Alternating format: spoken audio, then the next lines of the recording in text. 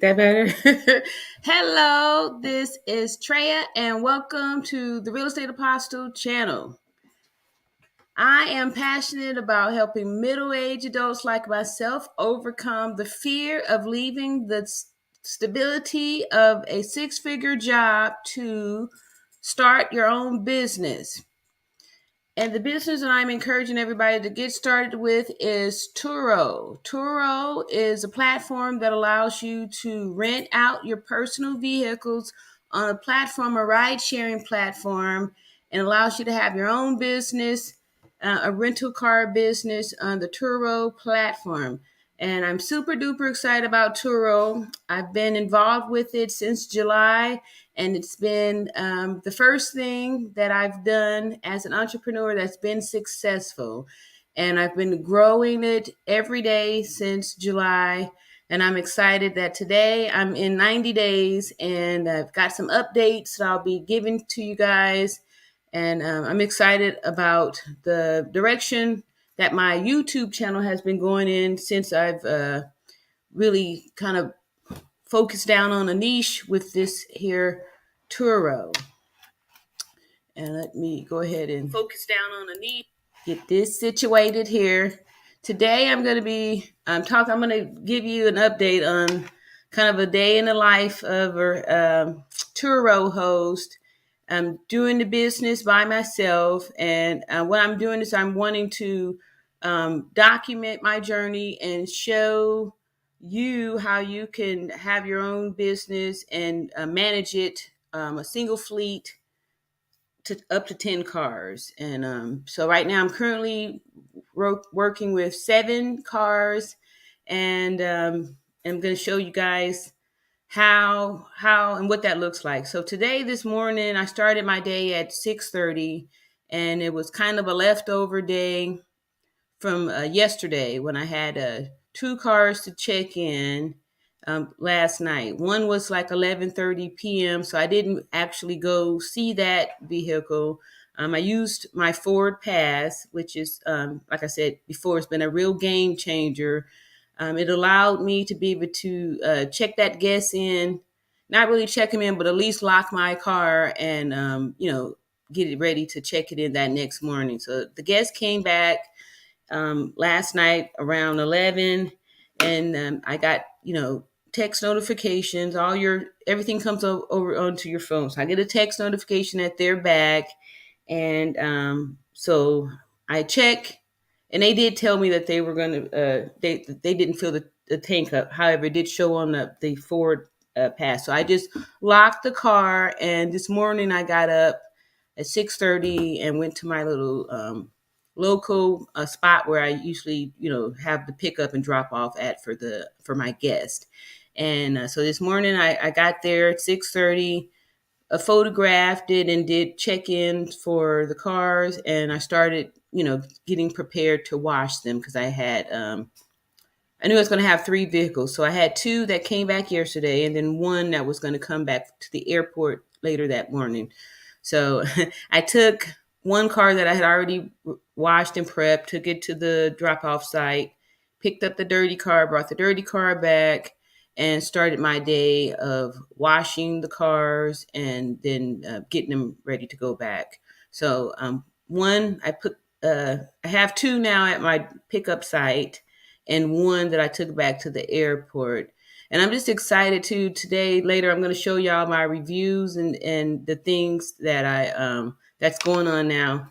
And thank you for joining me. Everybody's coming in. Again, I'd like to welcome you. All right, we have a salute from the Intentional Millionaire. Thank you for stopping by. And I'm just kind of going over my little Turo week or my Turo day today. So just showing everybody how, you can manage it on your own. Like I said, I've been doing everything pretty much solo, and occasionally will require a bit of help from friends and family, mostly family.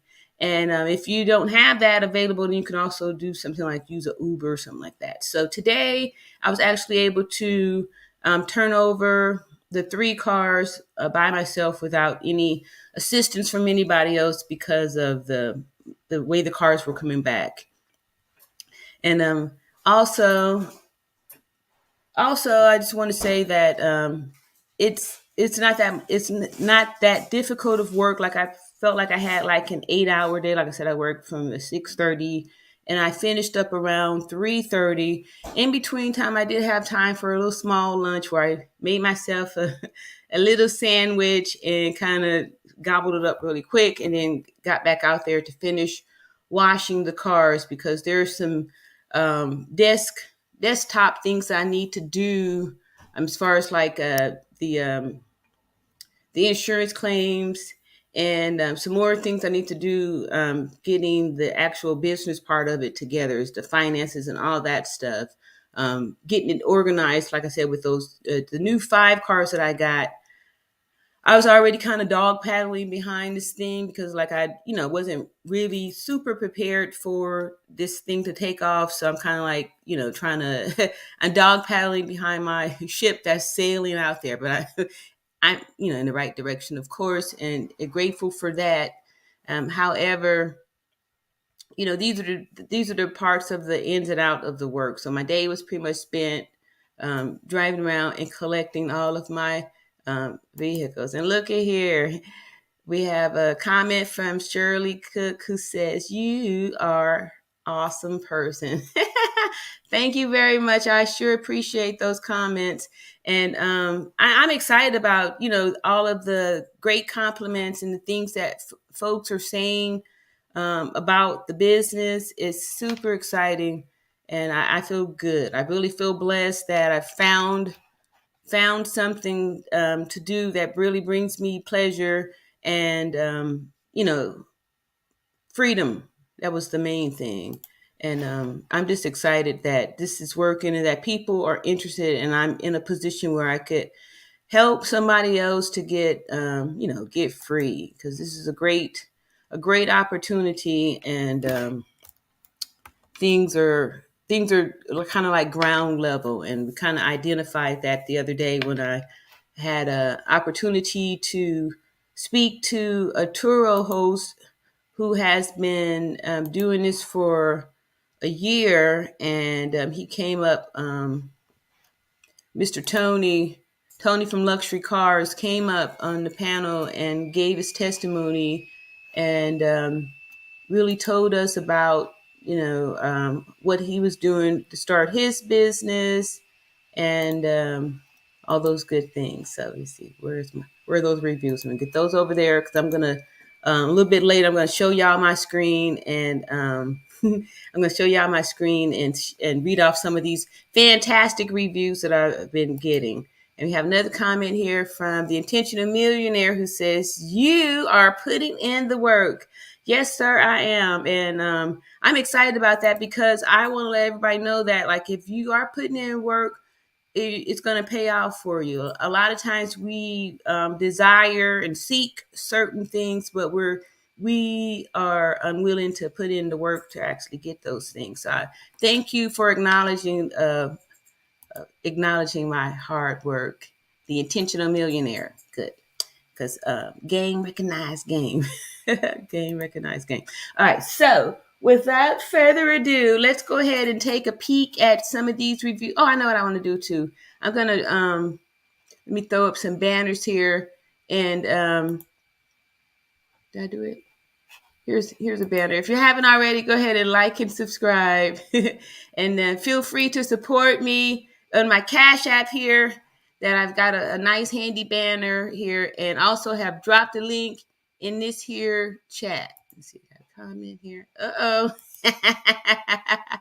What's up, the Intentional Millionaire? I'm so excited about our mastermind people. Here's here another mastermind person here, Monty Bass, old school, and giving a shout out to other member here, Tim, the Intentional Millionaire. Thank you guys for showing up. So here's something I'd like to show off here. I'm going to go ahead and share the screen really quick and read off just a few of these fantastic reviews that I've been getting, and just to show to, the pride in the business. Let's see. Am I sharing the screen? Yeah, here we go.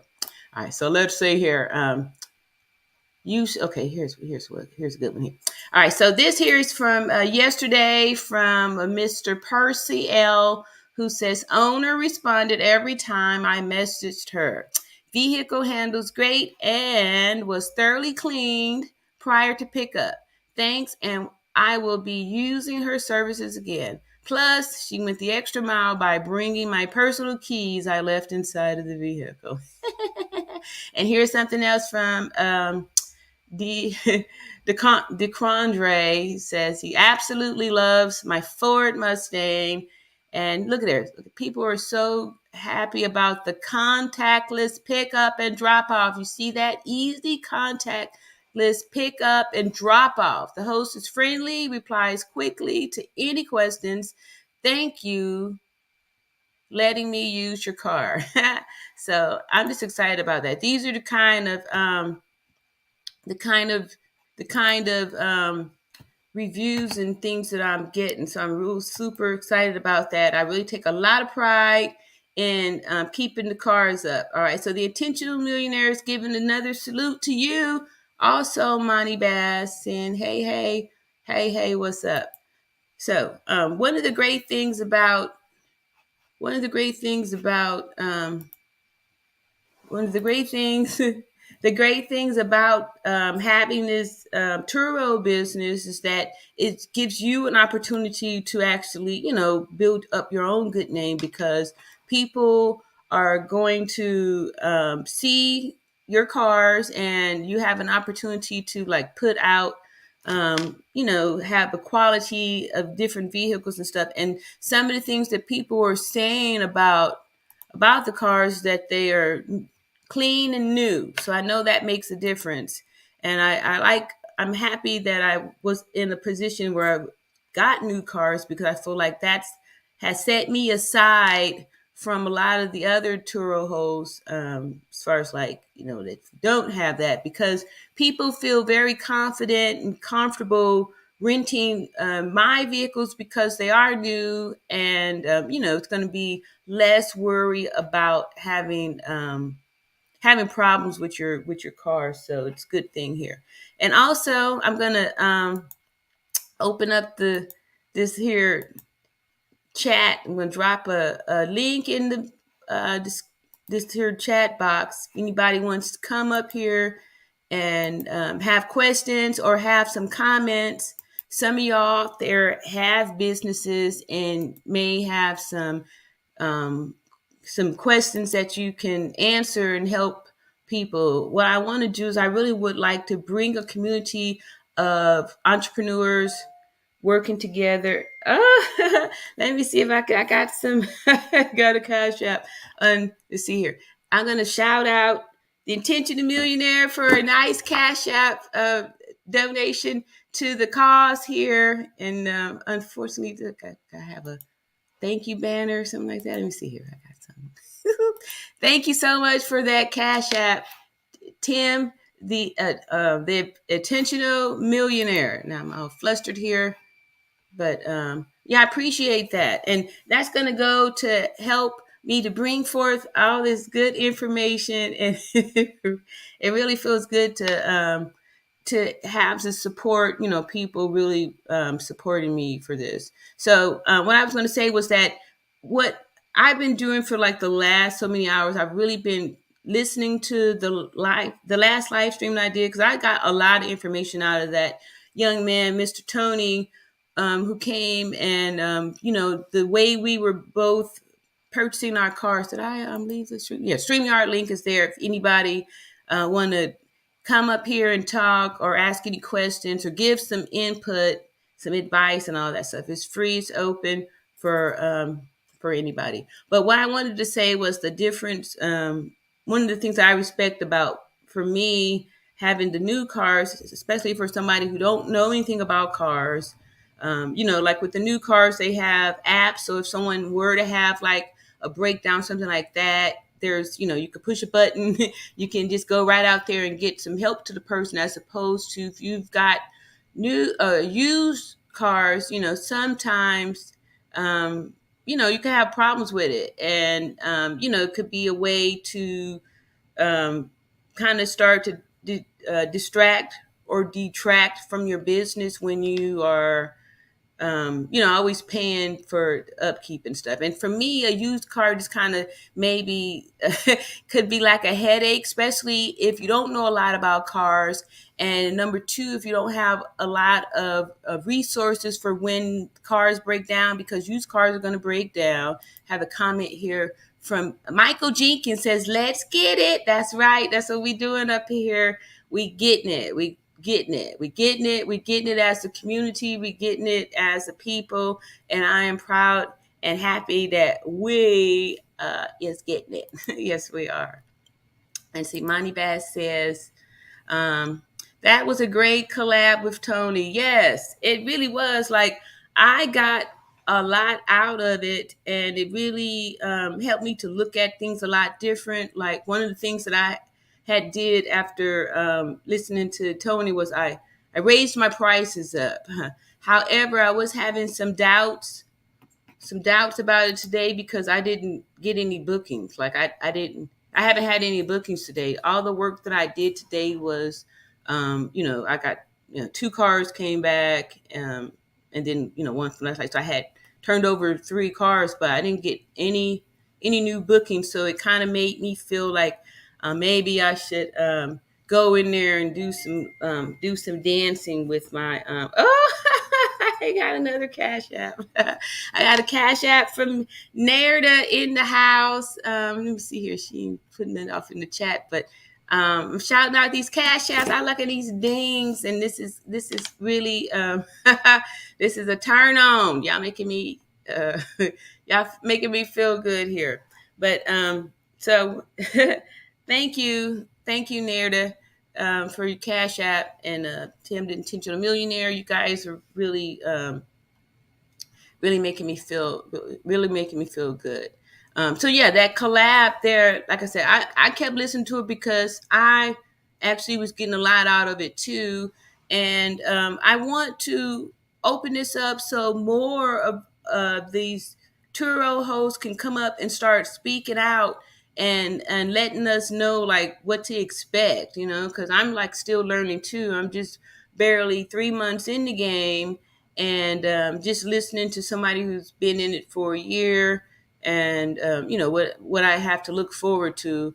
I'm just excited that I was blessed enough to be foresightful enough to know that those SUVs really is a really good thing, and that let the young people handle those muscle cars because just listening to him, it sounded like it kind of might have been a small little headache, right? Michael Jenkins said, yes, I learned a lot. I did too, Michael, and I'm glad that you also did too. A lot of times, when we put things together, like he was even able to ask some questions of me that I didn't even know. I was dropping gems too, so I was I was impressing myself, and it felt good to find somebody else out there like me, and to hear these things, and have us all getting together, and the excitement of seeing other young black entrepreneurs, like myself. So that's also a great thing, and how things are really building up and stuff too. So like I said, today was a pretty simple day that I was able to, the workload probably, like I said, I had maybe 6-7 hours of actual physical work and got that done. So in the future, it just at least shows that 7 to 10 cars is a doable thing. And, it wasn't that difficult. It wasn't that difficult to do. And if you were out working, for somebody else, you could do it too. So I always felt like I was a hard worker, and I worked hard because I take pride in my work. So if I took that same energy that I did when I was working for the man, when I was working, out there working, and I took that same energy and put it work into my own business, I should be able to be pretty successful then, right? So that just gives me more confidence to know that, this is something that I can do. And sometimes you just have to go ahead and take that leap of faith and just kind of learn as you go along and just keep moving forward, just trial and error and learn as you go along. So I'm super duper you guys. More for real. Wow, I'm just so excited. Let me put that back up here. It's working. I like to say thank you to Brian for this Cash App. You guys are really blessing me, and it feels good that this is actually working. You guys don't have any questions. You're just showing love. This is wonderful. I super duper appreciate these Cash Apps. Thank you guys so much.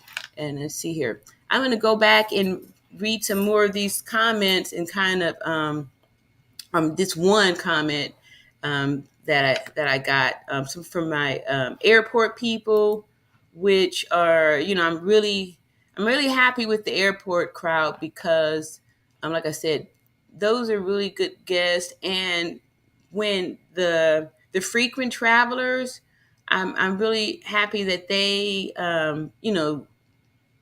feel so blessed about the opportunity what I have here as far as like how easy the pickup is, because you'll be amazed that so many people, especially after the pandemic, we really enjoy this whole virtual, not having to deal with people, not having to be up close and personal with people. So, to be able to just travel, once you get off the plane, get your luggage, you just walk out to the parking lot and scan and you get off in there. See, we have a question here.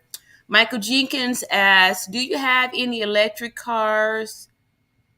No, I do not. I have all Ford cars. However, I am thinking about some electric cars. I'm going to have an assessment to come over to see about getting some solar panels here in my house, and I'm going to ask about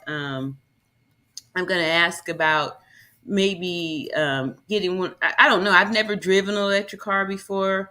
However, I am very excited and curious about it because I know that this is how the future, the way things are going. So I'm excited about that. He said elect. Yeah, I figured that's what you meant. Some electric cars. Yeah, I'd like to add that and maybe have like, I guess you have to have like a electric charging station or something like that. I'd be interested to do something like that. And also, I'm getting excited again about the real estate.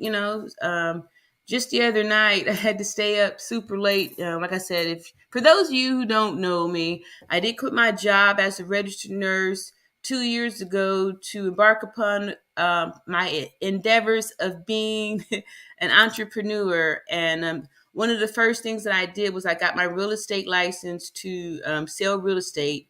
The goal was for me, I wanted to be a real estate investor, and I wanted to have that license so I could be able to really learn and understand more about real estate, so I would feel more confident in being an investor, because there is a strict learning curve, and people will seasoned investors really munch us up, us unseasoned investors, and kind of really eat your lunch, and kind of can send you back to work, wiping your eyes and trying to figure out what happened to your finances.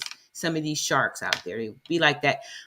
So fortunately for me, I found this Turo, which I feel like is a nice little safe, something to for a new beginner entrepreneur. It's not that much investment capital to get involved. So if you don't have a lot of money on your cash money sitting aside, you can definitely get started having your own Turo rental car business for very little initial investment, which is one of the great things that I really loved about Turo. Kind of open, easy entry level, easy entry for people to get started.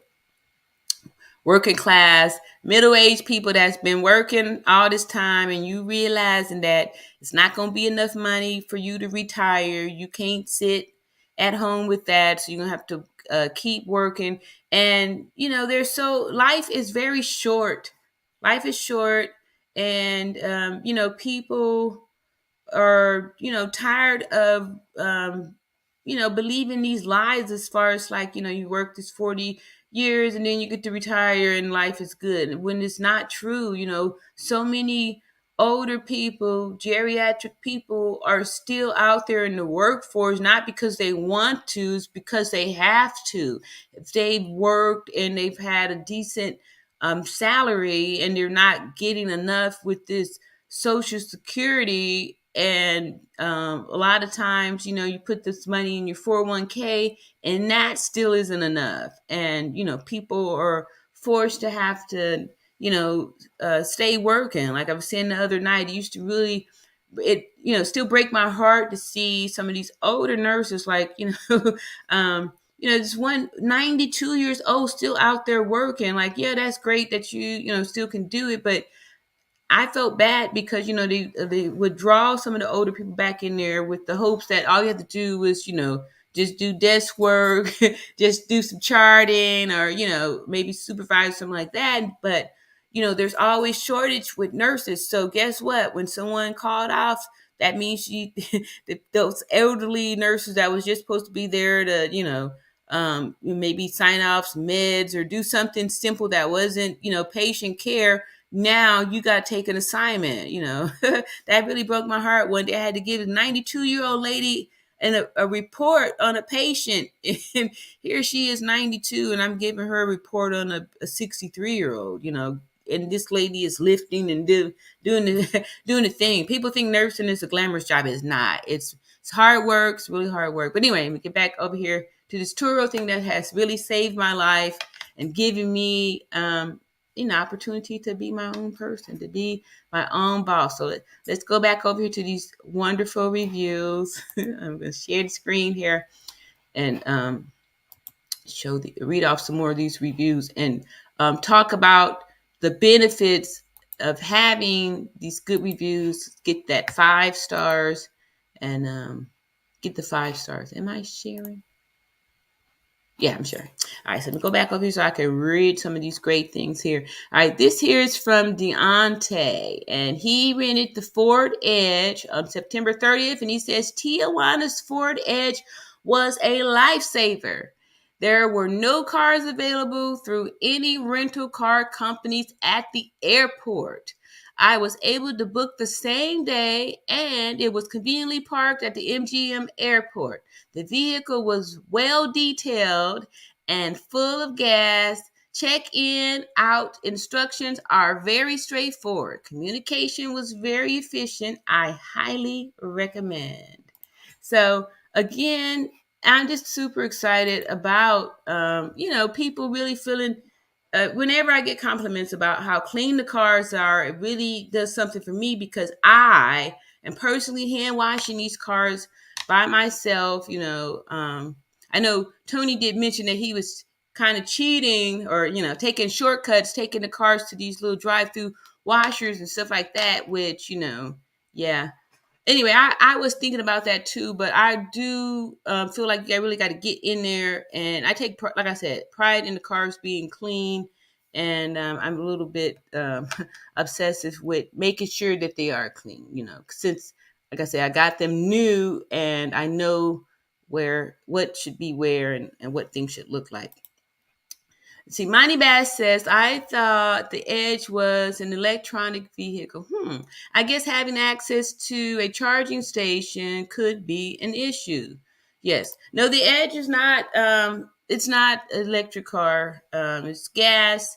And yeah, so the charging station, which really could be like something good to get, like some real estate, and maybe own some charging stations. That might be something to look off into for the future, since things are going to be more electric. Like if you could maybe buy a parking lot or something like that, and own some of these charging stations. Like, I don't know, That might be something to look off into. At least I had recently thought about that. So I was thinking about these electric cars.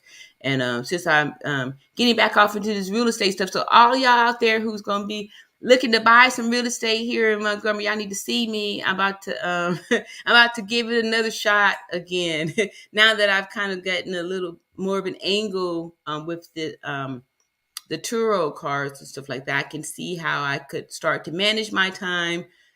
Because before, like I've said before in the past, that you should have multiple streams of income, and like this Turo, for me, it was something that I needed. I needed something that I could physically be doing to generate some income, and this was it. This was it here.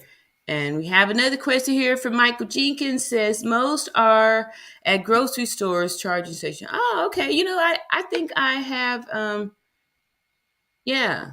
But I'm here in Montgomery, Alabama, and we're kind of a little small town, and I can't, I do remember seeing some, but I can't really say for sure that it's a big thing out here. I'm sure it's probably bigger in a lot of more of these bigger cities. But so, are you saying, Michael Jenkins, that there's not much of an opportunity to own these charging stations?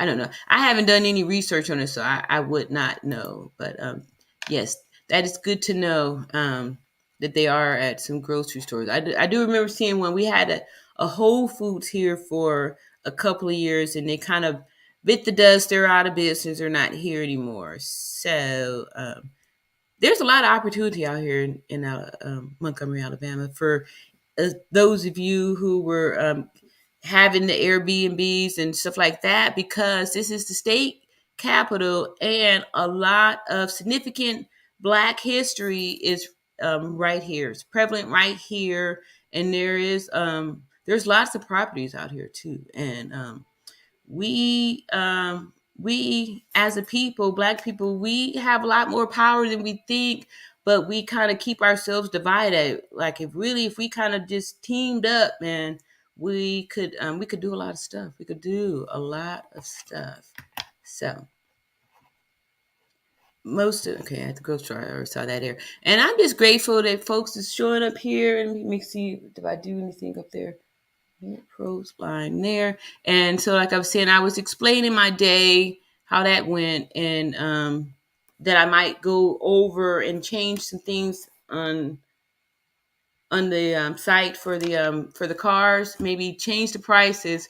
What do y'all think? I don't know if I should be patient and wait a little longer, or if I should go back and let the algorithm do what it was doing as far as like the pricing and stuff. Like I said, the reason why I was a little bit worried or concerned about it was because I didn't. Today went by and there was no booking. So I don't know if I should just be patient and wait, or go back and let the prices be low again, with the algorithm doing its thing, since I'm not going to really get the status of the All Star until the 15th of this month. So I don't know. What do you guys think? Go back and because whenever a business is new, I think I'm going to go back and change those prices, and maybe I'll let you guys see what that looks like too. Ooh, excuse me, what that looks like. So I go over here to these here vehicles and change a price on something. Let's see here. One of these, this one here it's not out, and I'll show y'all what it looks like if I can here. Share my screen when I get to this. All right, so here is I'm gonna change the price over in this Turo app. So we go here, share the screen, and am I sharing? Y'all, can y'all see this?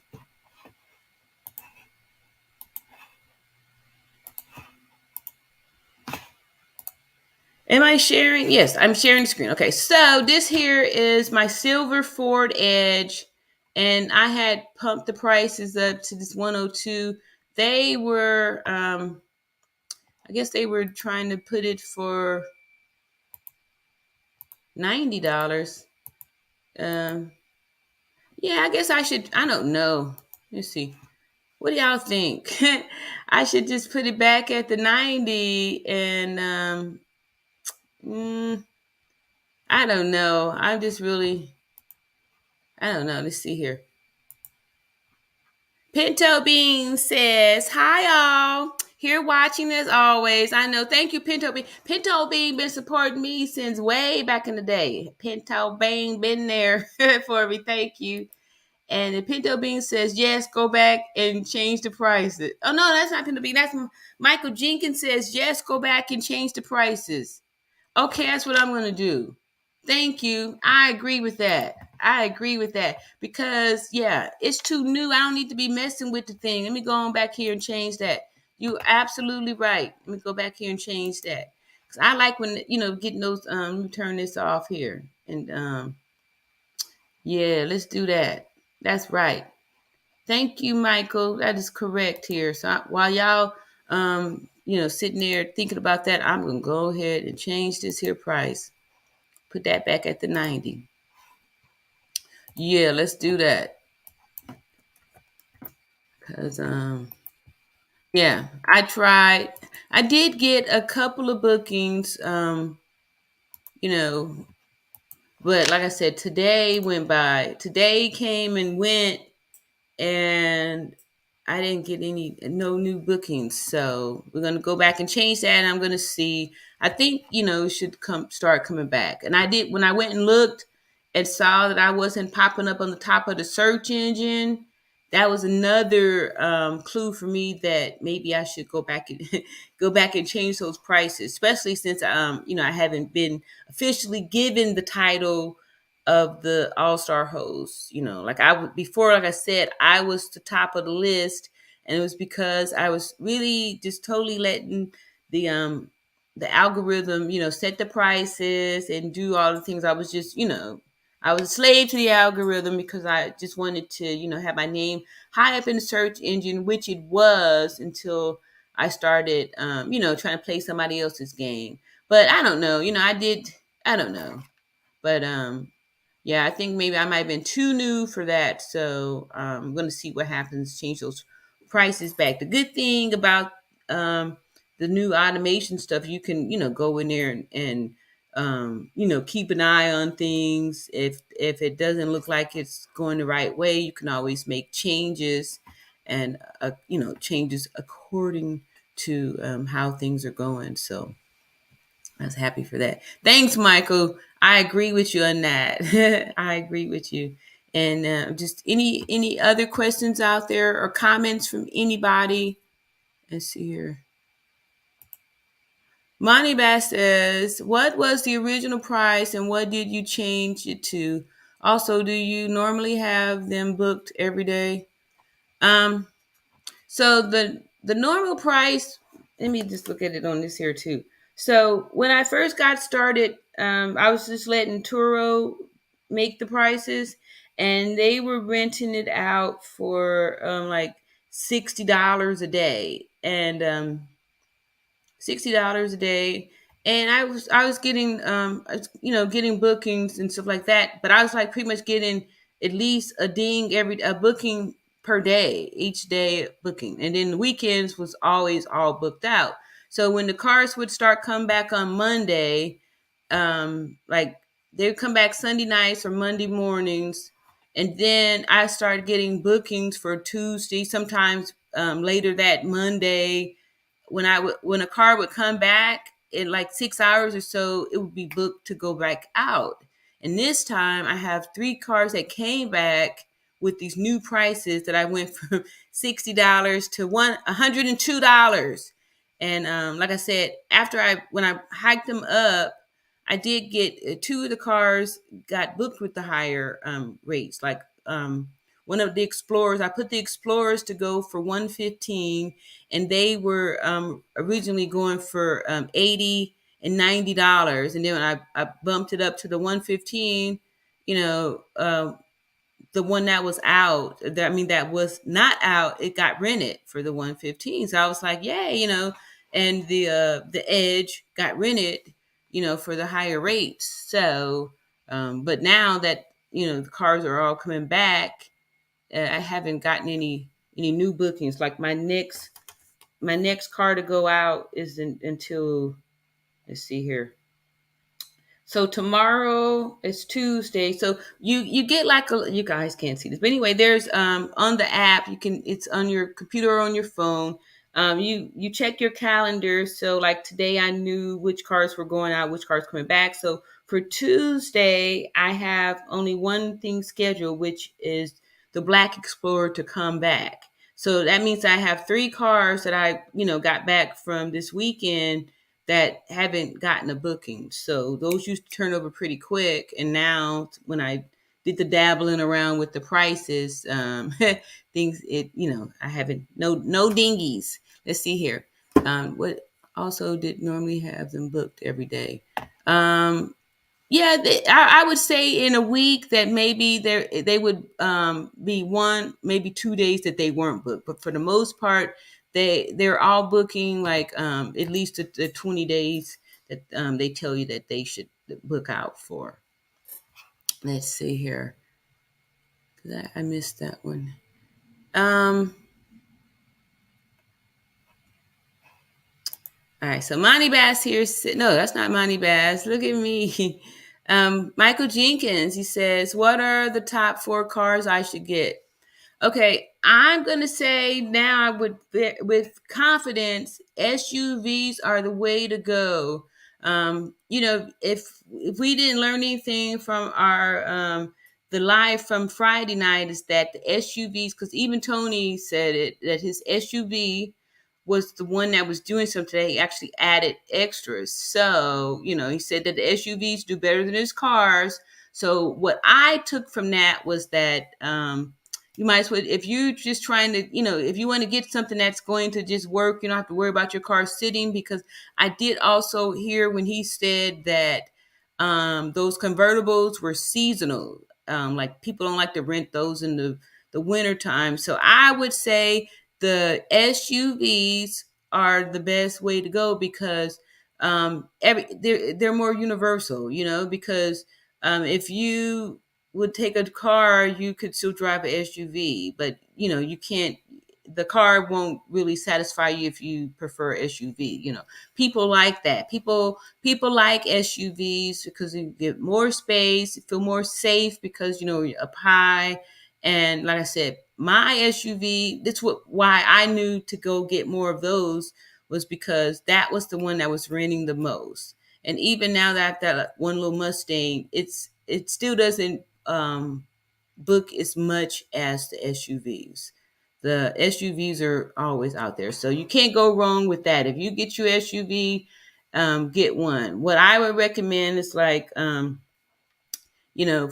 you a make that you like if you like Chevy, they have the Traverse or some other car. I like Ford. I really admire Henry Ford. I love his story and all of the history behind him like that. And the Ford cars are really good. They come with the app.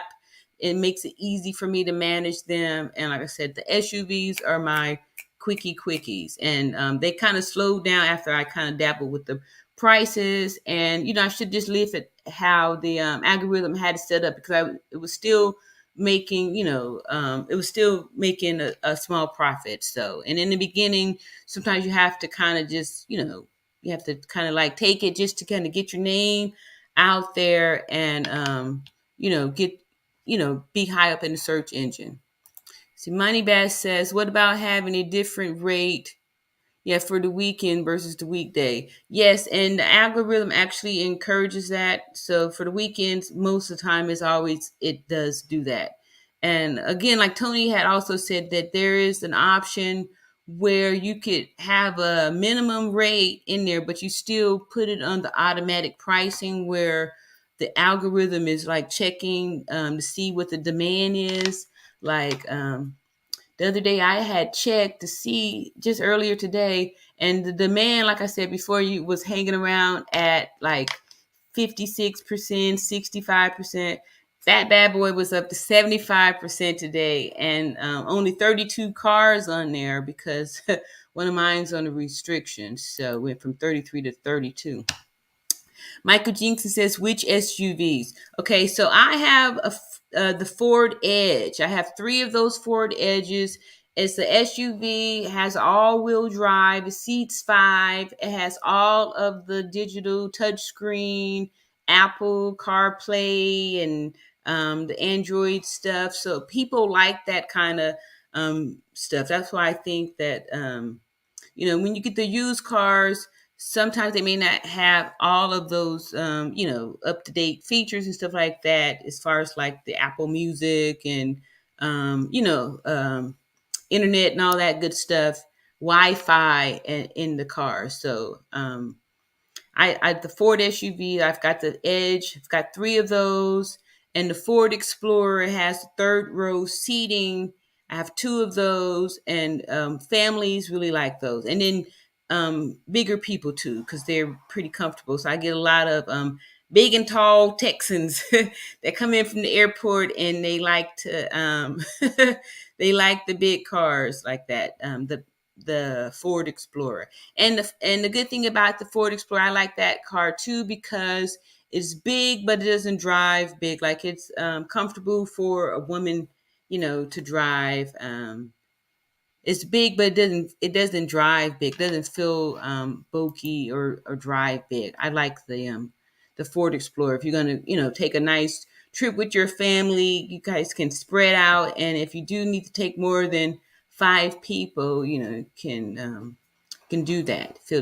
Fits more people. So the SUVs are the way to go. So if I was starting over, or starting this, I would definitely recommend get you some SUVs, because then for sure those are going to rent out. They rent out all the time.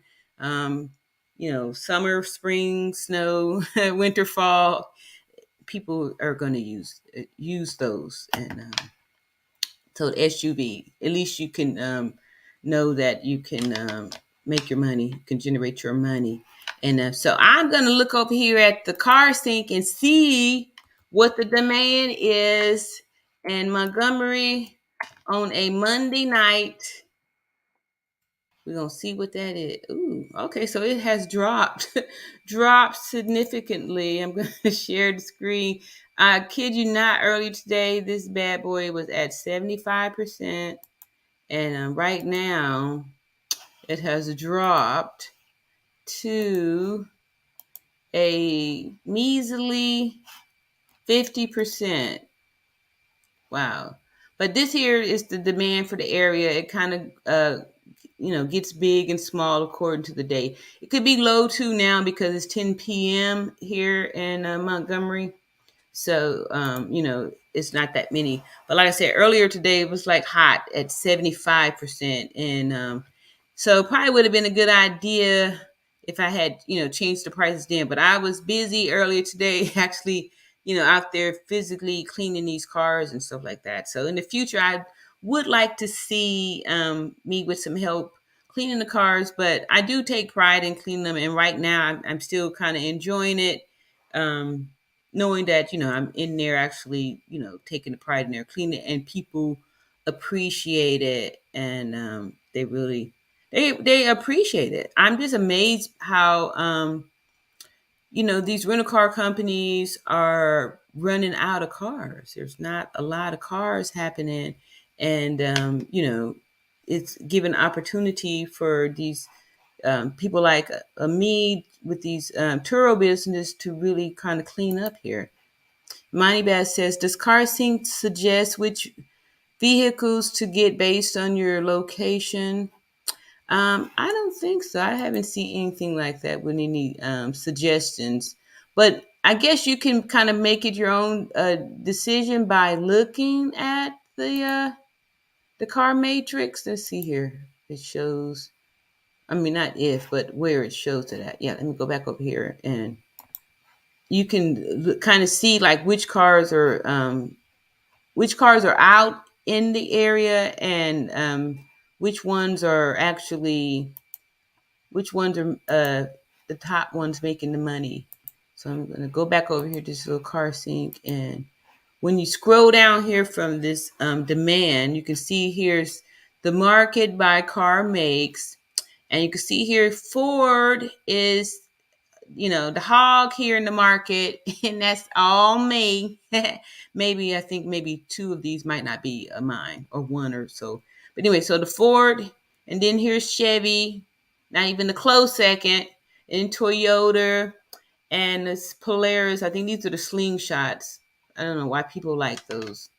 BMW, Lexus, Volkswagen, Jeep, Kia, Chrysler, Hyundai, Honda, and well, I don't know what that is. Mini, Nissan, and Mercedes Benz, right? So those are the makes that are in this here Montgomery area. And then this part here, market by the car models, right? So for whatever these slingshots do, they really get, they charge a lot, and this is what's really, getting a lot of the market right there is these slingshots. And then this Chevy Silverado, and then the Ford Explorer, with your mind. And I have these Ford Explorers got 6.3% of the market, which is all me. Mustangs, me too, 6.3. This Ford Edges. No, that's not, where's my Ford Edge at? Anyway, so that's that over there. And then this here shows the years of the cars. So here's the 2009s, 10s, and 13. So it looks like it's a few of those. Some other mid-age cars, 2016s, but the 22s, it's only 21%. And of course, that will be me too, getting all that there. So that's what Cars Think will show you. And it's like I said, if you look at the Turo, you can see what cars on that on there, and you look at the host, you can click on them and see what vehicles that host has, how many trips they have, and how many trips that particular car has had too. That's how you can tell also if a car is doing something. But I'm just looking at my own analytics, and that tells me exactly what works for me. If I see my SUVs doing well. I'm going to be bringing up a very special guest to you guys. This young man, he's I'm gonna let him tell his story about what he does, but he's also in the mastermind, and I actually got some tips from you, Money Bass, doing this here stuff. I'm gonna bring to the stage here, Money Bass in the hizzy. What's going on? What's going on? Can you hear me Nothing okay? much. I'm doing good. All Tell the right. people who you are and what you do, Money Bass. Well, I go out there and catch a few fishes out on the lake. So my YouTube channel, just shows me in some of my tournaments. I go out to the lake, catch a few fish, flip them to the boat, and that's about it. I mean, just everything dealing with fishing, getting out there, having some fun. I do tutorials, reviews, different things like that. So that's pretty much my YouTube channel. And, thinking about this Turo thing, maybe I need to get me some Turo going on so I can have something to throw some of those fish into. Yes, yes, yes. So, what is it about Turo that attracts you, Money Bass? Well, you mentioned that word freedom. Everybody wants a little bit of freedom. So, Okay. yeah, I was Yeah. talking to a friend of mine earlier today, and so he's always today when he called me, he was like, "Man, every time I call you, you always answer your phone and you just stay on the phone talking. Like I want to do what you do." So I currently do real estate stuff. So like managing properties with investors and stuff like that. So I told him, I was like, "Well, what is it that whenever you were younger, what is it that you wanted?" And he said, "Well, I wanted money." And so I've been talking to him. I mean, it's a good friend of mine. So I was like, "Well, you got what you wanted." I said, when we talk about what your financial advisor's telling you, he says you're good, you're set, so you have money. I said, whenever I was younger, the thing that I wanted was freedom. Okay. So hey, I was like, that's what I wanted. So it's like if you get what you asked for, then you should be happy about it. But um basically, like what he's saying is he wants something that can free him up. So if he was to go ahead and retire, that he could still have a little something going on. And Yeah, so that's kind of the thing about Turo. It will allow you to Right. have some type of freedom, and then maybe if you figure out a way to kind of collab with other Turo hosts, maybe you can put something together to where that cleaning part, just a way to make it more hands off if possible. Right, right, Yeah. right. And then you can also, you know, put that market that out, sell it out to somebody else to do that work. However, you're gonna be thinking about you're cutting in some of your profits. So a lot of times, if you're doing it on your own, you get a chance to keep all of the money, and it depends on how much of it is that you're wanting to keep.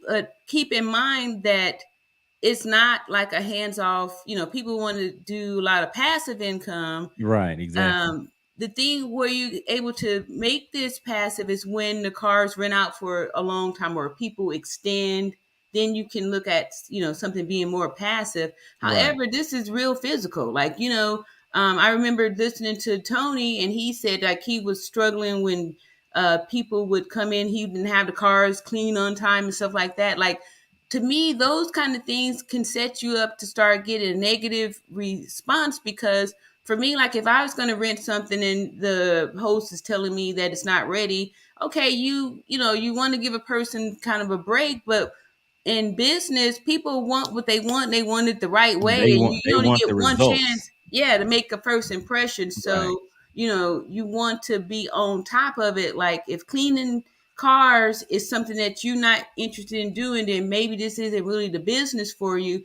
Because if you're going to start it, in the beginning part, you need to be hands on unless you have Right. like a lot of money where you are just starting a business and you're not trying to do it. You're going to hire people out. And when that happens, if you start a business and you're just hiring people out, you're not really in there hands on, then you kind of open the door for slackers, because people aren't going to do it like you're going to do it. Like, for those the explorers, I have to, I take my shoes off and I'm way in the back, in there under the seats, because sometimes people have their kids back. No, really. Right. Oh And they yeah, give them yeah. snacks and they in the back seat doing the things. And you can't be mad at the parent, because I know when I had young kids, you may send some snacks in the way back and you just trying to drive and, keep them quiet back there. You're not paying attention if somebody took the cookies and just put the trash under the seat. How kids do things. Or Right. they didn't finish the apple, but they threw the apple core under the, so you got to get back there and really look and clean and stuff. Because if I was to rent a car and I saw trash from a prior renter, I would be totally offended and I would not be happy with that. Right. So, Yeah. you got to think about those things. So, a lot of times when people run in to look for a business that is going to make a money, but they're not willing to put in the work, you got to be a little cautious on that. Right. Yeah, because that was really one of my main questions was, even if someone decided to outsource that, is there like how much would that kill the profit margin? You know what I mean, on those rentals. So Right. yeah, so that would be something to look into as Yep. far. I think it would kill it a lot. Because um, even when he was saying he was taking his to the little drive-through car washes, some of those things like charge $15 to $20 to zip through there. And then Right. you're still having to muscle and dry and do the all that stuff on yourself too, as Right. opposed to I hand wash all mine here at my house. I Hmm. buy the stuff in bulk, the cleaning solution. I purchased, a rigid shop vac. So, I've got the real stuff. You have to make a small investment in those things. That way, you can, it's only costing you a few dollars to turn over a car. Right. You want to Right. try to think about being cost efficient so you can keep more of the money, especially like for me, I got these new cars. So I have car payments, so if Hmm. I'm like spending, $30 to wash it each time, what Right. am I, Yeah. Definitely. Definitely. sometimes Yeah. you could be, spending more than you actually bring it in. So you want to be a little aware of that too. Right. Yeah. It looks like you're killing the market over there. You're pulling up your charts. I'm like, that's me, and Yeah. that's me, and that's me too. Yeah, yeah, yeah. I'm just feeling good about that. But let Right. you so know, because always known that I'm supposed to do this. I was supposed to be an entrepreneur. I was supposed to be financially free. I'm supposed to help other people to be able to achieve these financial freedom goals and stuff too. I just didn't know what it was going to be, like how I was going to do this. And now that I've got this little Turo, I'm like, oh, this is, I feel like, yay, I found it. Like this is the Right. thing. And now it's making me feel like I can go back and look at the real estate. I put a lot of work in getting that license and stuff, but I didn't do anything with it. But like Oh, now I okay. feel like I could, I could start doing something with it. I just needed to Right. find something where I could feel like I'm now relaxed. I have something where I'm generating money. Like, what I Mm-hmm. mean? I'm getting money and Yeah, so I'm now you getting can snatch up money. But now you can snatch up a few Airbnbs and add that to your yes. portfolio. Yeah. Yeah. Yeah, yeah, Yeah. yeah. Or sell you some Airbnbs.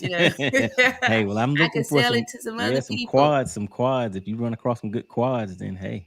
Yeah, and like I said, Yeah. this here, the Capitol, and there's a lot of Black history stuff here. The Rosa Parks Museum, and there's a lot of dilapidated houses out here. That's vacant houses and stuff. Here, and the property is not that expensive. Like I mean, Mm-hmm. I'm originally from Los Angeles, California, so Oh, okay. Yeah. yeah, so I come out here, and you can really clean up. You can really change your life. Like I'll always trying to encourage people from the West Coast, like get out of there. What I mean? Get Right. out of there. Well, they're getting And out of there now. yeah, yeah, Yeah, yeah, they're yeah, they running from there are. now.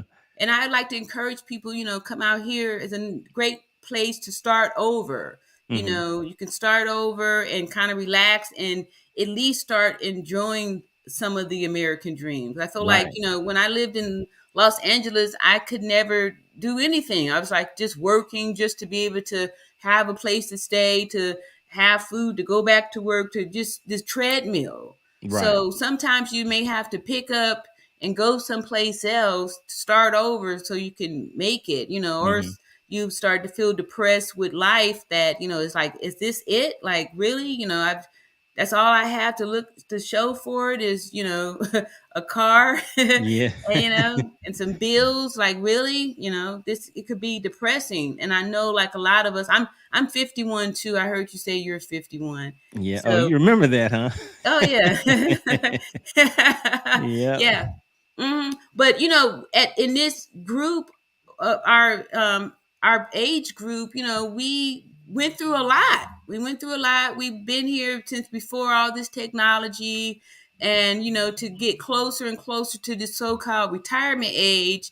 And it's like if you don't have no type of plans, like a business, like you say you got your Airbnbs and your investments and stuff like that, you're just going to be looking pretty bad. You're going to be Right. one of those older people that need your kids, got to live on your kids. Like I didn't want to be that person that got to like stay on my kids, all that kind of stuff. Like, just because it's not going to be enough for me when it's time to retire. That's why I'm Right. talking to all you middle-aged people. You need to be getting some investments up in there. And That's real right. estate is an awesome something to have. Like, what I Right. mean? Because that's what saved me this time is my own personal house. You know what I mean? Mm-hmm. It's just something like any type of real estate, get something. And like you said, these quadruplex are awesome because you can like really get those out there, make some good Airbnbs and flip them.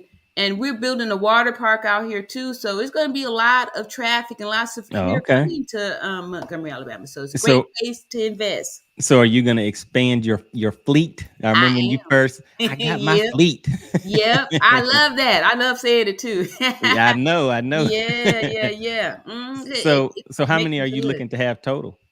Um, well, To where I you feel like, okay, well, yeah, I'm done. Or I mean, will it hit 10, 20, 50, yeah, 30, I 40, I 50? feel like I heard this one guy is getting like 100,000 a month, and he has 80 vehicles. So my thing is now, since I got the Fords, I feel like those are my little bread and butter anybody can get. So Right. what I want to do now is kind of like get more of kind of some exclusive cars. Get you some exotics, huh? Yeah, some Okay. exotics, or maybe even a bunch of BMWs. That's my personal car. I like BMW, and I know, like when I travel, I go visit my people in LA, And there's not a lot of car rental companies where you could rent a BMW, right? I think Six is about one of the only ones where you can get like some, exotic cars, something like that. And a lot of people that maybe if you drive a car like that in your real life, when you go vacation, you might want to, rent something like that too, because if you used to driving a, kind of a fast, kind of a luxury car, um, then you go get you go get in one of these other little cars, it's not like a fun experience. So having that, and there's people that do have the money that could afford that would love to, when they go vacation, they can drive, something similar to what Right. they drive on a regular time. So there's money for that too, And then, I mean, anytime you want to hop in there and, Yes, just cruise around town a little bit in exactly. your luxury vehicle, you can do Yes, that I too. need that. Add to my fleet. And there you Yeah, go. yeah, There yeah. you go. Or if you, you got you something that you want to throw your Maserati out there and be the Uh-oh. co-host, Uh-oh. or a fishing boat. I mean, a truck to tow a boat or something like that. Right. You know what I Yeah. mean? Because a lot of times people, you can put a lot of stuff on Turo. People have like RVs, those, if you, because a lot of times, people, you invest, you get all this stuff, you get the RV, and all of a sudden now your people not using it anymore. Like maybe your grandparents, something like Right. that, they got Exactly. RV, they was doing that back in the day, but now they not even doing that anymore, and it's just sitting there. Yeah, It's and there's a whole and market for that, for the a RVs. Yeah. depreciating, yeah. And then in certain times that people camp and they want to do that kind of stuff, and if you're only using your camper once every other year, once a decade or something like that, put it out there and let it make some money. You know what I mean? Right. I'm Right. all Exactly. about having these your assets, instead of them just being draining and depreciating. Put them out there and let them make some money for you. Make an Right. income producing assets. You know Yeah. what I Yeah. mean? Yeah. I'm So you here. on here killing it with your live streams and everything now. I know. Thank you for coming on up here. Uh-huh. It's something. You know what I mean? And then you had said something in one of your videos that I watched about the fishing, Oh, and okay. I that's didn't know you watched them. oh yeah. All Okay. all this stuff is real mental. Like, you know what I mean? Like it's Right. an art, this whole fishing and stuff like that. Like, look what I fished up into that live stream, Tony. I never met Right. him before. You know what I mean? Exactly. I was doing your thing. I had used some bait. You saw Oh, there you go. There you go. and then I long stroked him for 2 hours. You sure I was did. long stroking. You saw Hey, it. that's right. Yeah, had Yeah, us up and we to learning it. that from the lead attorney, from the mastermind TLA, who's supposed to be giving me a link that I could drop off in this box for these people. If y'all out there trying to build up your YouTube, ain't that right, Money Bass? That's right. That's Yeah, right. because I know I came a long way. If y'all look back at some of my old lives, I had all the little headroom. I didn't know nothing about getting in the shot good, because if y'all don't know, I'm not really, I'm kind of like one of those weird, not weird, but like real active. I'm hyper. I'm all over the place, and a lot of times it's difficult for me to see what's wrong with the picture. Like Hmm. I go by feeling this stuff. So I could watch something, and if it's intriguing, a person is dropping gems and kicking knowledge, I'm good. Like, I'm not distracted with, oh, Money Bass got a flag in the background. Like, that don't, if Money Bass is kicking knowledge, he's saying the stuff, I'm listening. But Gotcha. it does make a difference. It does Yeah. make a difference. And I noticed, like, after I did the program and I started really being conscious about like what I look like in the screen and stuff, I Hmm. was able to see, I could pick out the people that took the class. I could pick out the Exactly. people that It actually did stands it. out, like it stands out. I mean, Yeah, you I'm like, notice it quick. you need to take the class. Oh, Yeah. you didn't see that lesson. You didn't do it because look at you over there. You wouldn't be if you did it, you wouldn't do that. But Right. yeah, I And could look at you see it. killing them with the cash apps to you. Like, I'm not monetized, but I'm gonna get me some cash apps. It's working too. I And see. yeah, I know, because I need to figure out, like, I really still don't understand what the restriction, like why they got me on there. So I don't know. Right. I don't know. But yeah, yeah, you got them dropping in there. And then some dude Yes, named it's Ryan that working. dropped you some money too. Who is that? Where? Some guy named Ryan dropped you a cash app Oh yeah, too. I know, huh? Who is I'm that? just excited because like this is the first time anything like this has ever happened to me. and it just feels good, and I know that this is going to be something that's going to help a lot of people. Like, we're going, and a lot of people that look like us too. It just feels good to see that as a people we are really growing. You know what I mean? Right, I'm just right. excited about that. We out there getting this money, like fishing. This dude here representing for this sport that I didn't even know that we even had a horse in the dog in a fight. You know what I mean? And Yeah. he really doing it with the equipment and, like, with the real strategy behind it. And Yeah. y'all have to look at it like everything in life, like this, even being big in business. It's like, fishing. You got to go out there and get it. Like, you got to Right. hunt for it. Like, Gotta it's put not, in that work. yeah, you got to put in that work. You know what I mean? You got to get out there early, right? That early That's bird got to right. get out there. That's Same way, right. like this morning, I'm up at 6 6:30 8. I because heard you. I Yeah. got to do the thing. I can't be going, oh, because the bottom line is, this my business. So if they book in the car and I just didn't feel like getting out there hustling and cleaning it, then that's my business. You know what I mean? Hmm. So that's why you got to be out there hustling. You got to be out there humping hard. Otherwise, you might as well take your little whining self back to work if you not willing to put in the work and do it. Right. Yeah, definitely. Yeah. Okay, we got us a question here. Let's see here.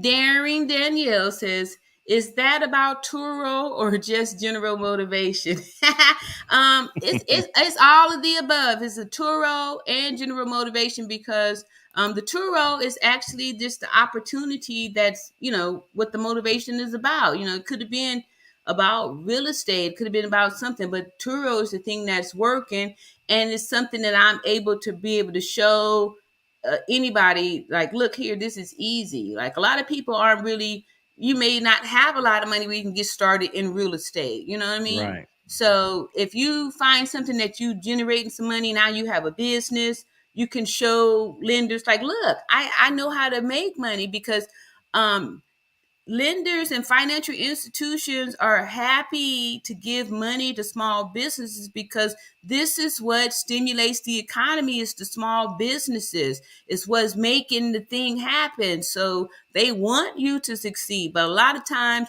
small businesses, we aren't aware of the monies that's out there and how to actually be a real legitimate business. And then we fail because we use our own personal money, and then when the one little pebble comes in our way, it's over, because now we don't have any money. And then when you go try to ask for money, you look desperate. Any lending institutions don't like to loan you money when you need it. They like to Right. loan you money when you don't need it. So that's why you always have to have your own personal credit looking real shiny, gleaming, shining, protected at all costs. And then you can get some money Yeah, here. and I noticed that you had mentioned whenever you were talking to Tony, he said he started off using his personal credit, but you kind of started off using, you had your LLC and everything set up, so you kind of did it, I guess, the right way. You set that up, Right. and then so that way you could start building your business credit within the LLC. Can you just touch on that a little bit? Like, what was, so you just went ahead and had your LLC set up, and then from there you started off using your personal credit, but once they saw you using your personal credit and paying that on time, is that how you began to be able to use the LLC to purchase the vehicles? No, when I got my real estate license in 2020, I started an LLC. I've always known that to be a business you need an LLC. So Right. and they're not that difficult to start. So you start your LLC so you can get an EIN number, which is going to be like your business social security, Hmm. and that's super important, because it's your business social security, and it's not going to be your personal. So you want to Right. start that first. Yeah, And and you can most of actually these, get the EIN. You can yeah, apply for that online and get that through the Secretary of yep, State. and Right. it's free. Right. EIN is Exactly. free, and usually most states you're going to pay under $200, $100,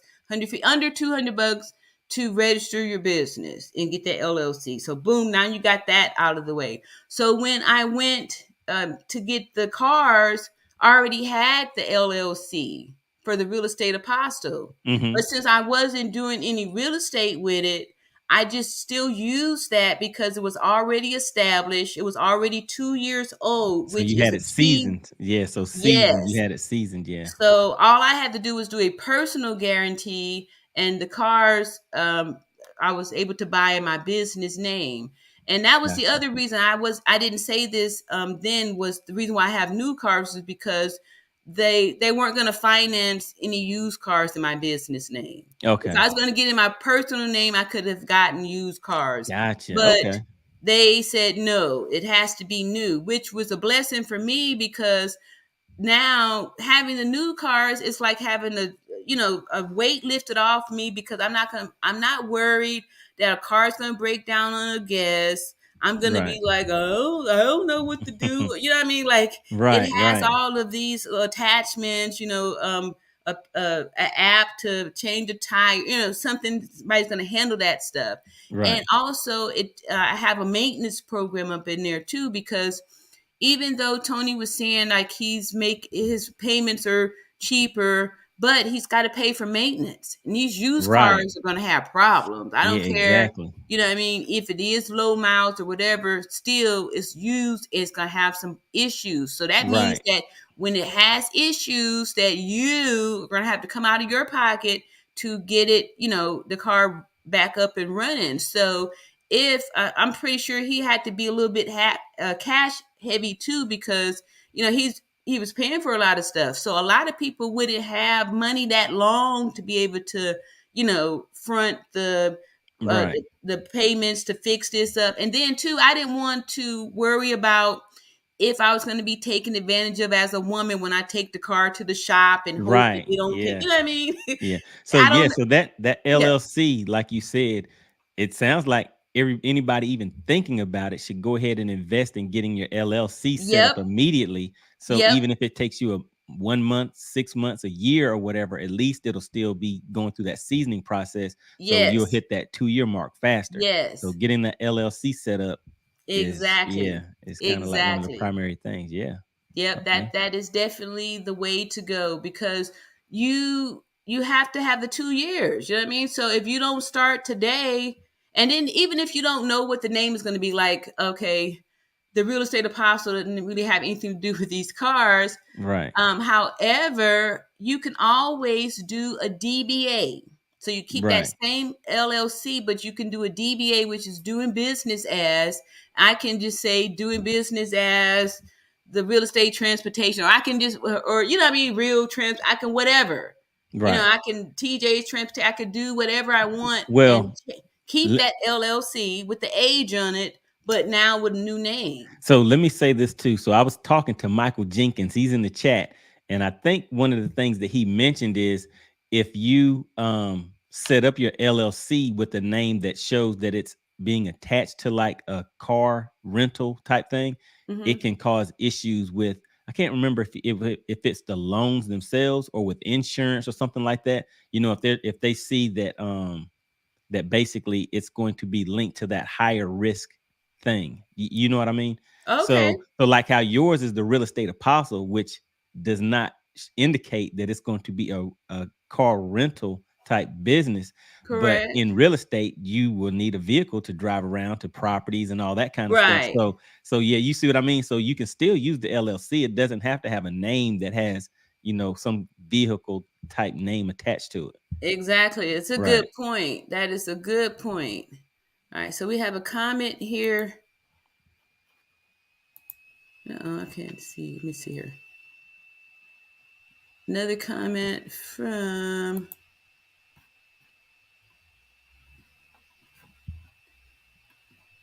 It's Daring Danielle, looks Right. like. Okay. I'm Yeah, trying to get in order here. See, gotcha. Daring Danielle says, I'm in Portland, Oregon area and thinking about purchasing a vehicle.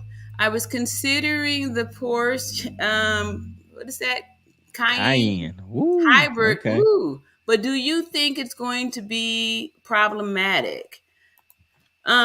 Okay, so what I would do, Daniel, first would go to the Turo app and check out in your area if you see more of these type of cars there and how many times they're renting out, because that sounds like a pretty high expensive car note or expensive car.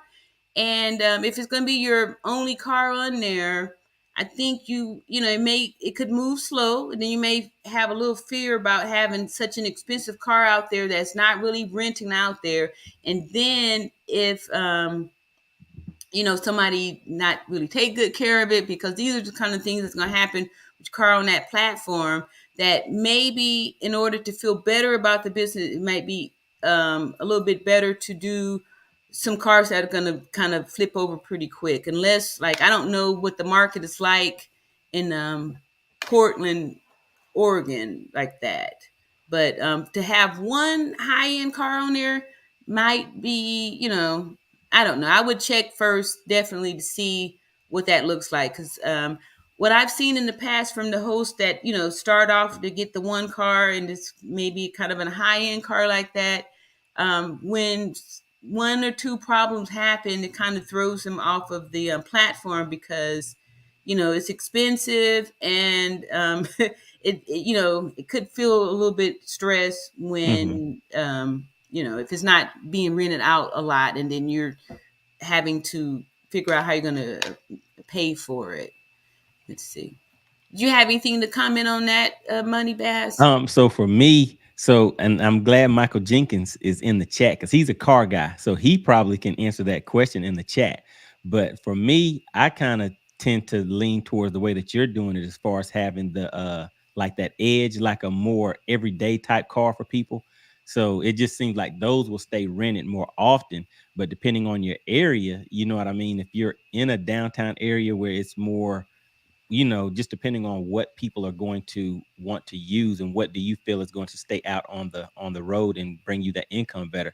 But like you were showing us earlier, she'd be able to go ahead and pull up Turo and just look and see if they have those on the market and see how many trips that they have going out. And actually, I Right. think she kind of put something about that in her next comment. Okay, let's see here. It's See, do one you right have a before. contact? Oh, I'm Yeah, okay. it's right Here we before go. that one. All right. Should I start with a more reliable, less mechanically complex vehicle? I may only be able to rent the Porsche for. Oh yeah, you wouldn't. What I would not. There's no way you would put your Porsche on there for $87. You know what I mean? Let me say, yeah. Okay. Let me just say this.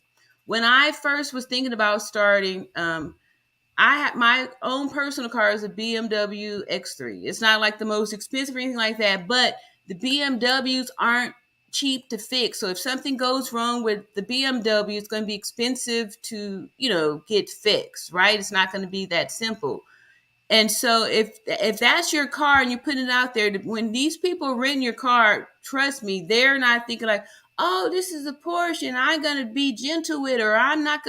You know, I'm not gonna drive it rough. These people are gonna drive your car rough. They're gonna eat in it, drink in it, spill coffee in it. They're not going to be like, oh, this is a Porsche. We're gonna need to, they're not gonna care about it. So when there's problems that happen with it, you're gonna have to pay those high expensive prices to get your Porsche fixed. And that might not. I wouldn't want to do that unless you have like a boatload of money, set aside for it. Because when and if the thing happens to it and you have like a $1,200 issue on it, it's not going to feel good when you have to come out of your own pocket to fix that, and you're renting it for $87 a day. You're gonna be you're Right. gonna be pissed. You're gonna be really pissed. That's no, I wouldn't do it. No way. Yes, and then definitely something that's not gonna have any problem. That's why, if you do get cars in your LLC, they're probably gonna make you. They're probably only gonna finance you if you get a new car. They're not gonna finance used cars Right. um, for your LLC. And so, definitely you want something new where you're not worried about any kind of mechanical fixing, breaking, and all that kind of stuff. Mhm. Let's see here. And Darian Danielle says, do you have a contact person who can help me set up an LLC? I have a Chase business credit card. Okay, so they gave you a Chase card without the LLC? And because usually, before you can get the EIN number, you need the LLC too. So what I would recommend you do, if you're going to do it on your own, you go to the Secretary of State, and that's where you apply for your LLC. And you see, you said you were in Oregon. Yeah, so go to the Secretary of State for Oregon, and you can just click on the tab that says the LLC and go from there. And you can print it out, pay for it, print it out that same day, and then go to irs.gov and get that EIN number. But I did my own, so I don't have a person that I go to. Like I said, that you just follow those steps there. But you can do something like a LegalZoom, but you'll be paying them a lot of money for a simple process that you could, very well do yourself. There's really not a way to mess that up. It's really not. You just can simply file some papers, pay a little fee, and then you're all set. Let's see here. Also, Daniel has questions. Says, what cars do you have in your fleet? All right. My fleet consists of I have all Fords, all 22s. I have 3 Ford Edges, 2 Ford Explorers, and a Ford Mustang, a Ford Escape, and another Ford Mustang convertible, but that's not on the platforms. So that's what I have, are those cars there. And my edges are the ones that do well. When I first started, I started off with three vehicles, and one Ford Edge, one Ford Explorer, and the Edge was really outperforming the Explorer. And I guess booked my car. This is really what hurt me. For one day. It was a one day at the airport. And they booked the car for one day and had an accident. Crashed out my Edge, my money maker. And at that time, I only had the 2 cars on the platform. It was my first accident. I was really scared. I was scared because I didn't tell my insurance company that I put these cars on the platform. So I was like, I had heard about, these accidents, and I knew that eventually it was going to happen to me, but I don't know why I was hoping that it was going to happen to other people, but it wasn't going to happen to me. So when it did happen, I was worried, about the accident. So also I was worried about my business, because I was like, well, gosh, now that I'm only going to be down to 1 car, this isn't really a business. It's more like a hobby. I need to get some more cars. So that kind of pushed me off to go back to the dealership to get more, because I needed a car to replace the Edge that was crashed, that had already had the rest of the month booked and had bookings off of up until October and also in November. So I had to replace that car for that. And that helped me to just be able to expand, because instead of, when the bad thing happens, to get scared or just give up, I just pushed forward and went out in a bigger way. I was like, okay, well, since this one's down, let me see what else I can get. And Right. since I went back to the same spot, I had developed a relationship, and they already knew me there. So they did the magic and got me qualified for 5 cars. But imagine this. What if the first time when I went, and they the best thing to do is to try to get as many cars as you can in one day. And when I first did this, I wasn't aware of that, right? So when I got the 3 cars, what if I had went to 2 or 3 other dealerships and did that same strategy? You know what I mean? I could have potentially left that day with like 20 cars, because I'm Right. like thinking about it now in hindsight. So what I can tell you, just starting a person, like, yeah, you go up in there, and if you, whatever you get there, if you take that same strategy, go to another spot, wash, rinse, and repeat, you could easily get 10, 20 cars pretty quick, So Right. that's Yeah. something I like look back on and say, okay, wow, next time if I ever do it again, not if, but when I do it again, I'm going to use that strategy, like to get the more and more and more. Yeah. Well, Yeah. 'Cause it gets you. congratulations on your success. I'm gonna go ahead and hop off, but hey, Okay. you're Thank you, you're out Money here Bass. doing it. You're doing I it. appreciate you. All All right, right. y'all go check out Money Bass channel too, because you can learn a lot from learning how to fish, and use that in the mindset, and really, change your life. There you Thank you, go. Money Bass. All right. Appreciate it. All right. All right. I don't know how to drop you down. You got to leave. All right. Thanks for Money Bass for coming up here and shedding some insight here, and talking to us about what he's doing and hopefully joining some stuff up here. He said, yes, loan. Michael Jenkins says, yes, loan. I'm sure that was, I'm late to this here response. And Darren Darling says, good points. I appreciate that. Thank you so much. And Michael Jenkins says, Bank of America is willing to give 4 cars if your credit score is 680 or more. Interesting. I'm sure Bank of America probably do things on a, a needed basis, because when I first went in June to get cars, Bank of America told me no. But however, the second time when I went back, Bank of America told me yes. So, things are, I don't know. And my credit score has always been in the sevens. I think when I went in June, it was like 756. And then this time I went back in what was this month? What is August? No, what was that? September. September 15th when I bought those cars. It had dropped down. It was like 726. So, but Bank of America gave me this time, yes, but last time said no. So, I don't know how that happens, but sometimes they are generous, sometimes no.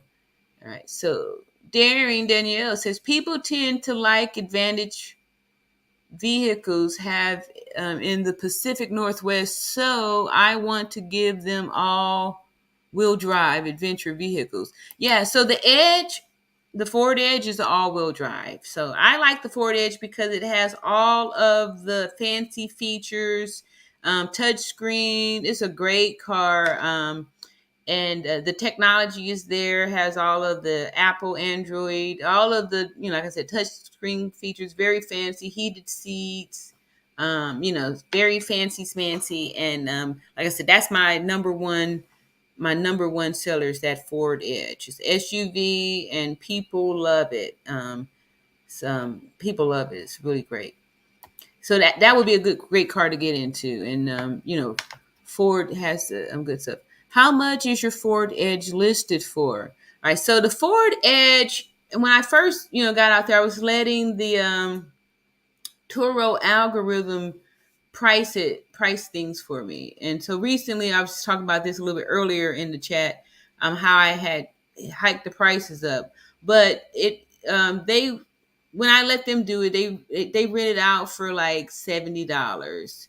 I had hiked up the prices to $102, but after talking it over with you guys, I'm sending it back down inside of the chat here. I mean, inside of the algorithm, it's back down. So $80. It did rent for a few days for the $102. So it depends, but I think $80 is a fair price, and it did real fast when it would when they put it out there for that amount. Let's see. Darren Danielle says, "Do I really need to wait 2 years to establish an LLC?" The 2-year waiting period is what a lot of financial institutions want to see. In order to qualify for like a lot of different business loans, they want you to have 2 years checking account. That's why people tell you to get started with the LLC so you can get it aged for the 2 years. But you can still, you get things like a lot of times you can get your initial credit card right when you open up your checking account, your business checking account. But the 2 years is the time that they want to, they want it to be that old. But you need to start right away and start building it. But the 2 years is before you can start really getting, like after I had the 2 years, I was able to, I was qualifying for loans and stuff like that, like PayPal, Amazon. They're giving out money, for your business for the 2 years of a 2-year history with the checking account. So yeah, you don't have to wait. You can apply before then. However, you'll be more successful after the 2 years. It's just a good number. That's the number that they like to see. Let's see. Darren Danielle also says, yes, I sold property as an owner carry loan. Okay. Yeah. that's a great opportunity to do something like that, but it's risky. It's risky. Let's see, Money Bass got a comment here. Adventure vehicles and off-road sounds like trouble with dents. Trouble with dents and damage. I think there are restrictions on off-road use and towing also. Right. Yeah, you're talking about like those Jeeps. I know Jeeps do well, but just for the actual driving performance itself, a lot of vehicles are all-wheel drive, like the Ford Edge, and I think Tony also said that his Dodge Durangos were all-wheel drive too. Let's see. Okay, so Michael Jinkson had answered your question, Darren Darlene. He said, no, I didn't wait. And like I said, you can start applying. However, a lot of financial institutions want to see the 2 years. They want, you'll be more successful. You'll qualify for more once you have reached that 2 year mark. But however, you do not have to wait until then. Like, I was building credit on there before the 2 years is up. It's just 2 years is that sweet spot where you're pretty much golden, and a lot of doors are open for you. Yeah, a lot of doors are open for you. Money Bass says, set up and establish your LLC ASAP, which is true. The 2 years is part of the seasoning process. Yes, that's exactly what it is. It's like I was saying the other day, like making beans, right? Those have to simmer, those have to, cook down for a while. And that's the process, right? So, if you try and do it, before time, it's like, you put the beans in a pot of water and you come back 30 minutes, them beans ain't ready. So you have to wait. Oh, here's something very interesting here. Navy Federal helps. Yes, I have Navy Federal. I have personal Navy Federal and also business Navy Federal. And Navy Federal is very generous to both personal and business. And they do a lot to help. If you get a Navy Federal card, you're going to have a nice, decent size limit. And like I said, they're generous to businesses. And I got Navy Federal, and they gave me a credit card after 2 years too. So, and Navy Federal is great. I love Navy Federal. The Navy Federal for business and personal. They're like I said, they give you a good chunk of money. The Navy Federal. Let's see. Do you have any other questions? And I'm curious to see what Portland, Oregon looks like. So I'm gonna take a peek over there, see what Portland, Oregon is looking like in your neck of the woods, and this will give an idea of what kind of cars you could, think about looking at. Danielle, I'm gonna go over here to switch to the guest. We're gonna put Portland,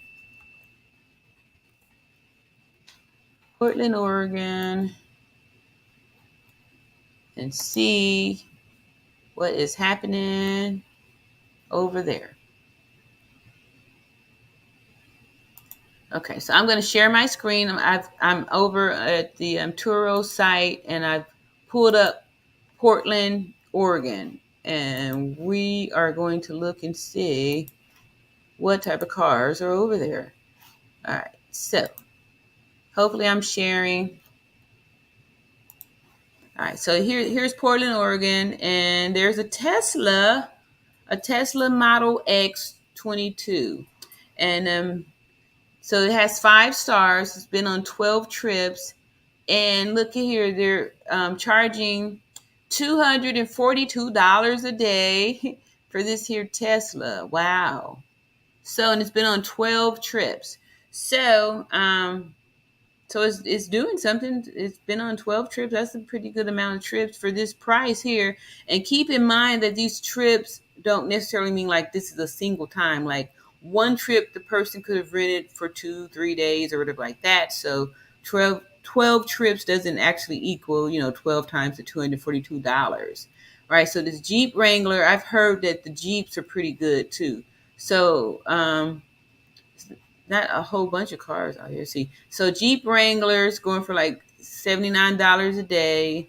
Nissan Kicks, I've never heard of that car, but this is a 22, and they're only getting $53 a day too. So here's an Audi 2018, and they're getting $442 a day for this here car, this Audi, and it's had 20 trips, so people are booking it.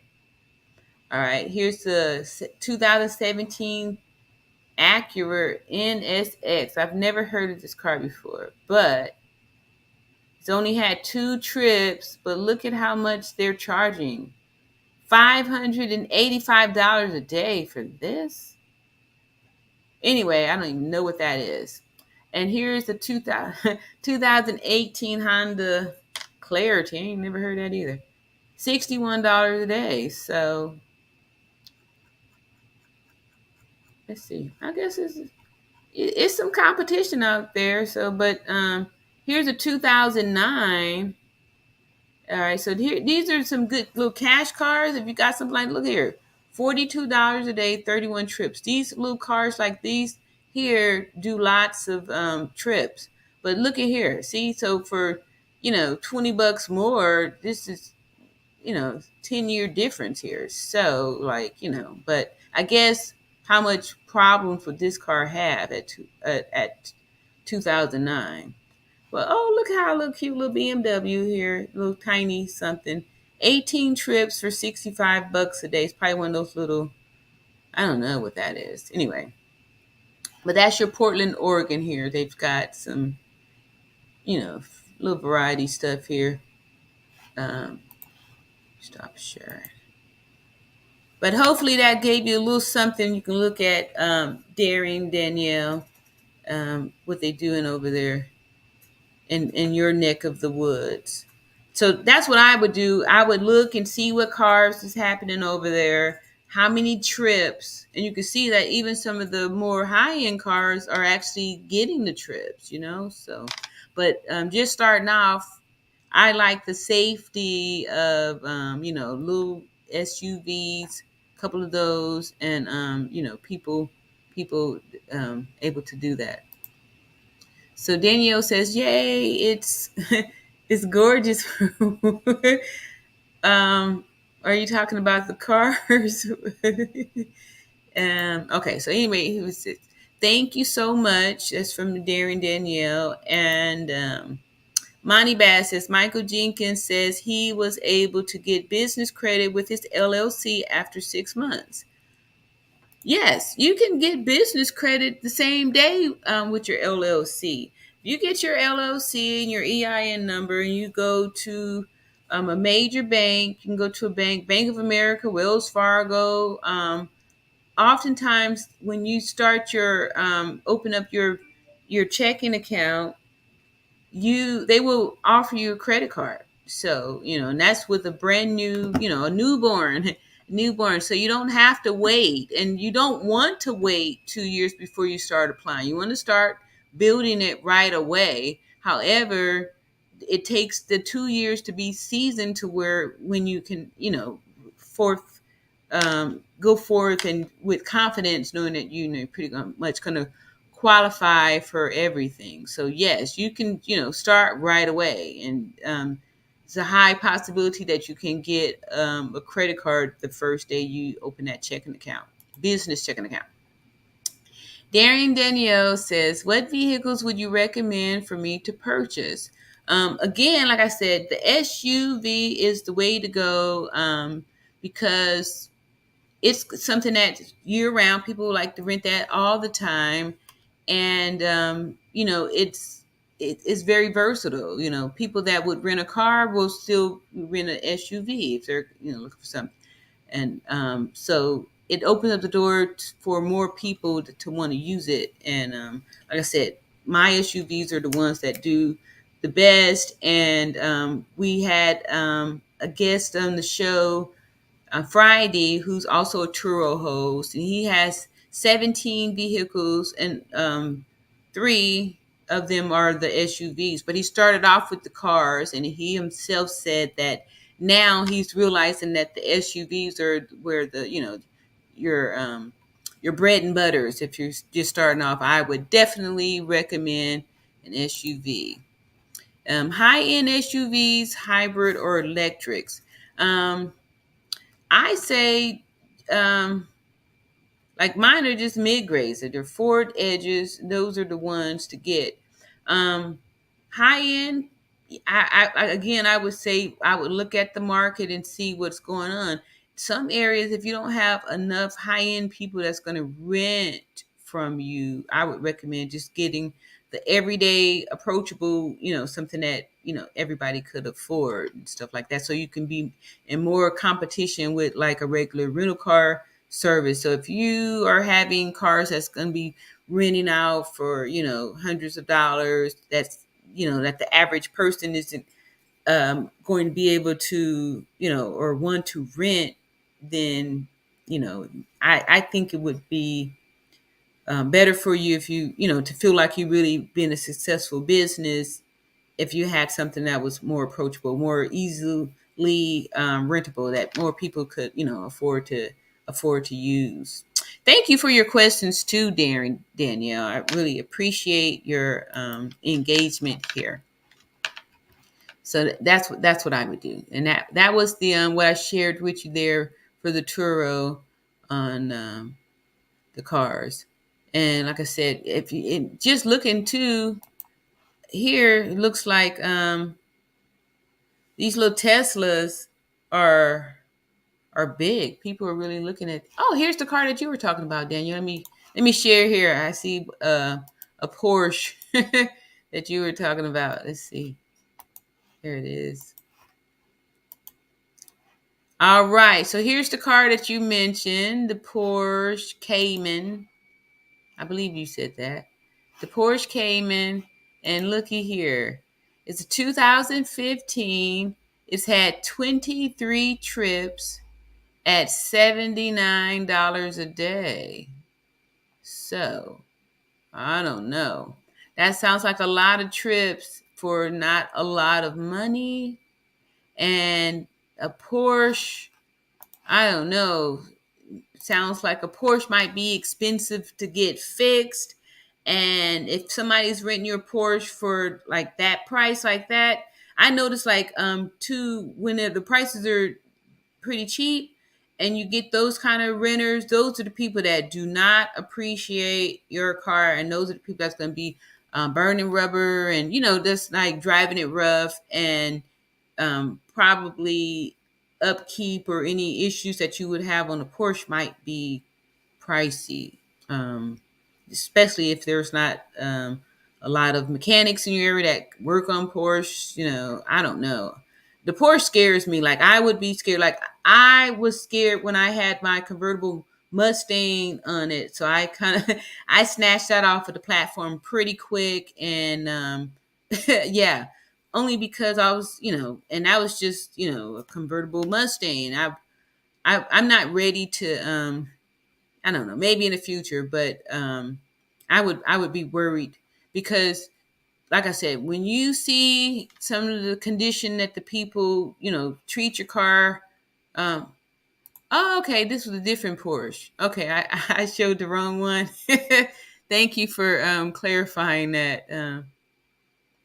Okay, I didn't miss something right here. Here we go.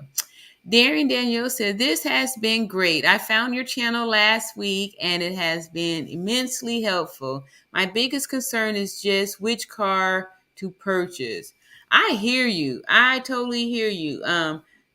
The thing for me was that I didn't have time to think about it because I kind of made the decision like a quick day.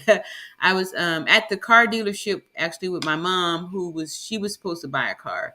And I was like this close to getting ready to go back to work because I had been scammed out of a lot of money in this real estate thing. Like I said before, people really take advantage of you when you're new into something. And anyway, so I got advantage taken. And so I was, trying to find something that I could start a business with. And so I went to the dealership and they kind of helped me to figure out like which cars to purchase. They said, you get this SUV that's going to, be for your executive and your, just your regular travelers, and you get this here Ford Explorer for your families, get this convertible Mustang for your flashy, this was going to be they thought this was going to be the big car for me to rent. However, it had all these fancy features on it and this fancy engine with turbo and other, stuff that I didn't even really know how to do and perform, and all I could see was some young punk kid doing donuts in my car, burning tires, and or being rough with the top, and not actually putting it or doing it right and breaking it, or just being careless with it. So I pulled it off of the platform and found a permanent renter for it to to take care of the note on it. But those kind of high end cars like that, at this time in my life, really is scary for me because just like a lot of people really don't appreciate it. So I don't know, unless you have a lot of money just kind of sitting around to fund it, if when and if things go bad, I would say start off with something a little bit open to more people, and you won't feel so hurt about if somebody puts makeup on your sun visor in your Porsche. Let's see here. We says, it might make the most sense for me to just trade in my Toyota for another Toyota. Maybe there's sales events coming up. I would say I would just go in there, and you said you already started your LLC. Go in there and talk to the salesperson and say, hey, I want to buy some cars and put them in my business name. And a lot of them, they're like, that's what I did. I just went in there. I said, hey, I'd like to buy, 3 cars and put in my business name. And they just start talking amongst themselves and trying to plot to figure out how they could help make that happen for me. And that's what they did. So sometimes, just going in there, talking to people, telling me it's what you're trying to do. And if they're trying to make the sales, they, might do it, because you really, if you really want to do it, try and get like 3 cars. You want to, 3 cars is going to give you where you're going to feel like you're juggling. If you just get 1 car, it's not going to really be enough for you to, say you can quit your job, or even keep you busy enough to where you feeling like, you're running a business, because it's just 1 car. And it'll help you kind of spring forward a little bit faster, if you get 2. And you'll be surprised too, if you come in there, if you have a business plan, you just saying what you want to do, they want to sell those cars. They'll figure out something. They will figure out something, and that's what they did for me. They will figure out something. Let's see. I'll be doing this in addition to into a full-time job. Okay, that's fair. That's fair. So then, that will be usually it's say like 1 car probably generate an income of like 10 to 12,000. So yeah, you can definitely do that. Then that'll kind of give you a taste to see, like, get your foot wet, without having to a nice stream of income to add to it. Yeah. You can definitely do that. Let's see here. But I currently work from home. Okay, cool. I'd like to earn at least another $1,000 a month. Okay, that's a doable something. Um, However, if you have just 1 car and you're making payments on it too, you'd you'd probably, you said a Toyota. What kind of SUV does Toyotas have? Because if you put a car out there, most of these cars you can see they're going like for $50 and $60. Not saying that wouldn't work, um, but you probably be bringing in about 15 to 1,700, maybe 2,000. You can do like 2,000 or so a month. And you could do that. That's a doable something. That's a doable strategy. Again, let's see what what kind of Toyota, if they have any Toyotas here your neck of the woods. If we see any, let's do a filter on here. All right, so we're gonna see filters. I'm over here in this Turo app, and then once I get to the screen, I'll share it with you guys. I'm gonna put in the Toyota for the type of car on these filters. We'll sort by cars. Okay, so vehicle types, we're gonna say cars, and we're gonna say vehicle make, Toyota. Where is Toyota? All right, so here we go. There's 20 Toyotas in your area. And let's see, we can, what type of Toyota were you talking about? A RAV4. Okay, let's go ahead and stick that in there. I'll be right back. Let's see. Toyota RAV4.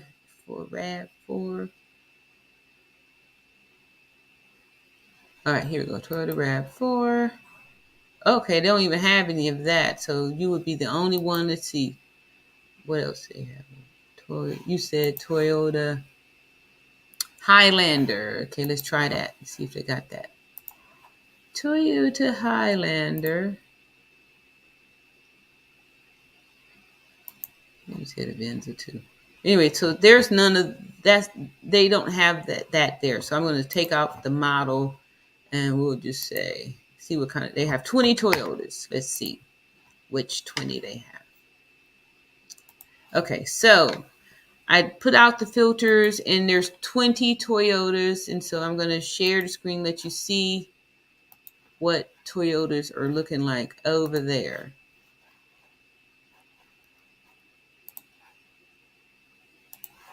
And here. Okay, so Toyotas are, here's a Yaris for $55 a day. All right, so look here, 96 trips. So this here is going, this is moving. And this here Toyota Prius Prime, never heard of it. Anyway, 32 trips, $65 a day. So the Toyotas are doing pretty good though. These are good prices. And look at this one. This had 139 trips.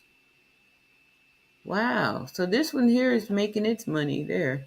So yeah, look at here. This is 2012. It's had 45 trips. $44 a day. So, this car is paid off. So this is all gravy here because 2012, yeah, it's paid off and it's getting these trips. So this is cool. This is like a person probably have like an extra car or something like that. And this car that's, just will just be sitting there parked is now making them some money. That's excellent there. Look at here. These they're getting the trips. So yeah, I think your Toyota, it should do good.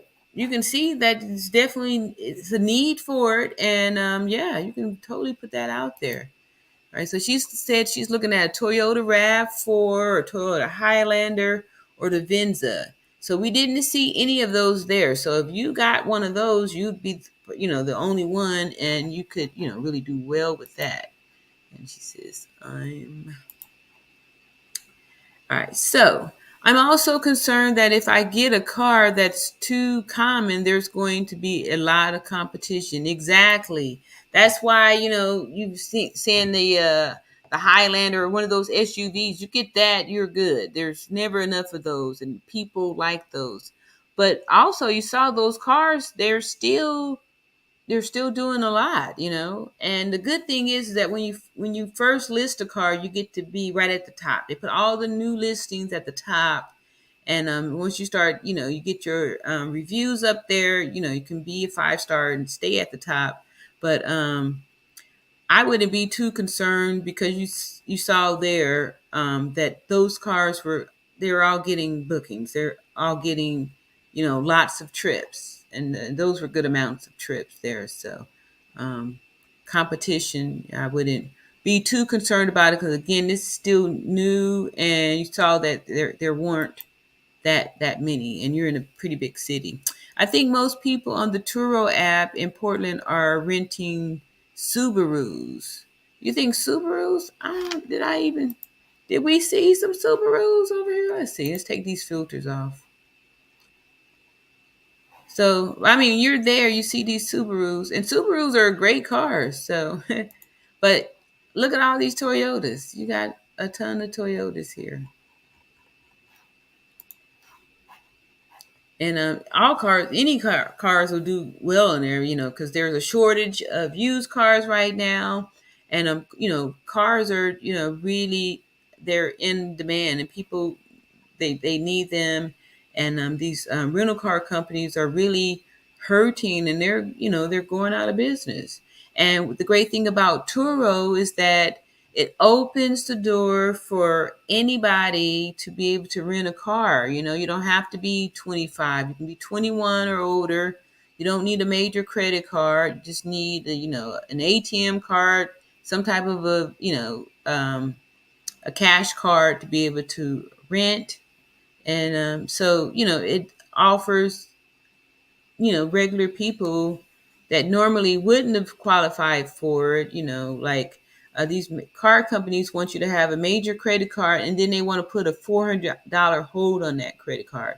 So a lot of people, especially if you new credit, a lot of these credit cards, you only get like a $350 limit, because it's new and you're just trying to grow your credit. So you couldn't, that would disqualify you from renting a car, because you don't have the $400 security deposit. So this Turo platform has actually opened the door, to allow a lot of people to rent. So, getting renters won't be difficult. One of the things that I was worried about, trying to start a business, where you get the clients from.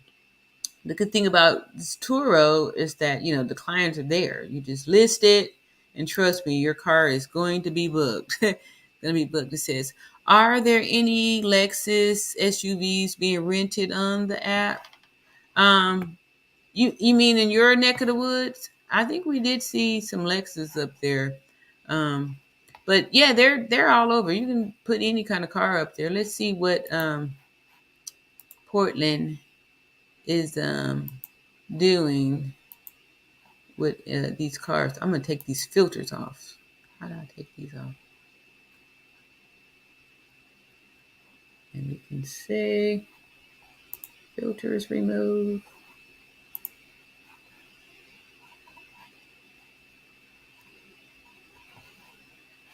Yeah. Anyway, that's not working. How can I take these off? Oh, Lexus. I'll just go here and just pop in Lexus. You see, because Lexus is from Toyota too, right? And that's their little specialty car, or their high end cars. Yes, so they do have Lexus. Let's see here. Let me show you. Is Lexus another car you'd be interested? Interested in putting on the platform? Lexus. Here's a 2012 Lexus. They want $59 for it. It's only had 3 trips. However, here's a 2016 Lexus. It's had 31 trips, and they're getting $70 a day for it. So, and that's it. It's just 2. So, if you have a Lexus, then you you see it's not much happening there. It's just those 2. It's not a lot. Let's see here. What's the maximum amount I should be willing to spend on the Turo vehicle? Oh, that's a difficult question. It depends on what you're trying to do. Like if you're just trying to do a cash car, then depends on how what they're selling the cars for now, because the prices of the used cars have gone up. The days of getting a $10,000 cash car or $7,000 cash car, them days is up. So nowadays it's for a used car, decent used cars costing like 30,000 and stuff. So you have to look at your budget and what you're willing to spend, and keep in mind too, if you're going to get a used car, you want to have some money set aside for the maintenance and any type of issues you're going to have with the car. And also, I'm not rooting for used cars. I know there are some people out there that have made success with the used cars, but for the most part, most of them are kind of more mechanically inclined, because with a used car, it's going to be some problems. And the people that rent, the ones that are like super old and stuff like that, those are the renters that really, they don't care a lot about your car, and they're going to really put it through. And it may feel like it's not worth it to you to have to do all of the washing and the detailing, and for the cars. So for that question, I would think you'd have to really look at your budget, how much you're willing to spend, and how much you can afford to spend before you make that decision. And that's why I say, like for the new cars, as long as you're making enough to pay the note, you're building an asset. You're not trying, don't try to make the whole amount off of it. If you're looking at it like you buy a new car, your renter is paying down your note, and you're acquiring assets by doing that. It says, yes, I'm thinking the Lexus off-wheel drive hybrid would be a desirable option. That sounds great. It sounds good. Sounds good. Yep. Yep. So I would just keep an eye on the Turo platform, every day or so, like just kind of get on there and see what's happening, see what cars are hot, see what the hosts are doing. I'm going to show you what it looks like to check out the host site, so you can see what kind of cars they have, and things like that. So let me get back over here. We're going to click on this one here. This is Lexus. This person, I think they only have one car though. Let me just see. Try to pick out a good one. Yeah, these people only have the one car. So this one that had the Lexus with the 31 trips, that's their only car. And they've had this car on the platform well, you said they joined in 2019, but you can say if that's how long the car has been on there or not. Let me go on back over here. And let's see.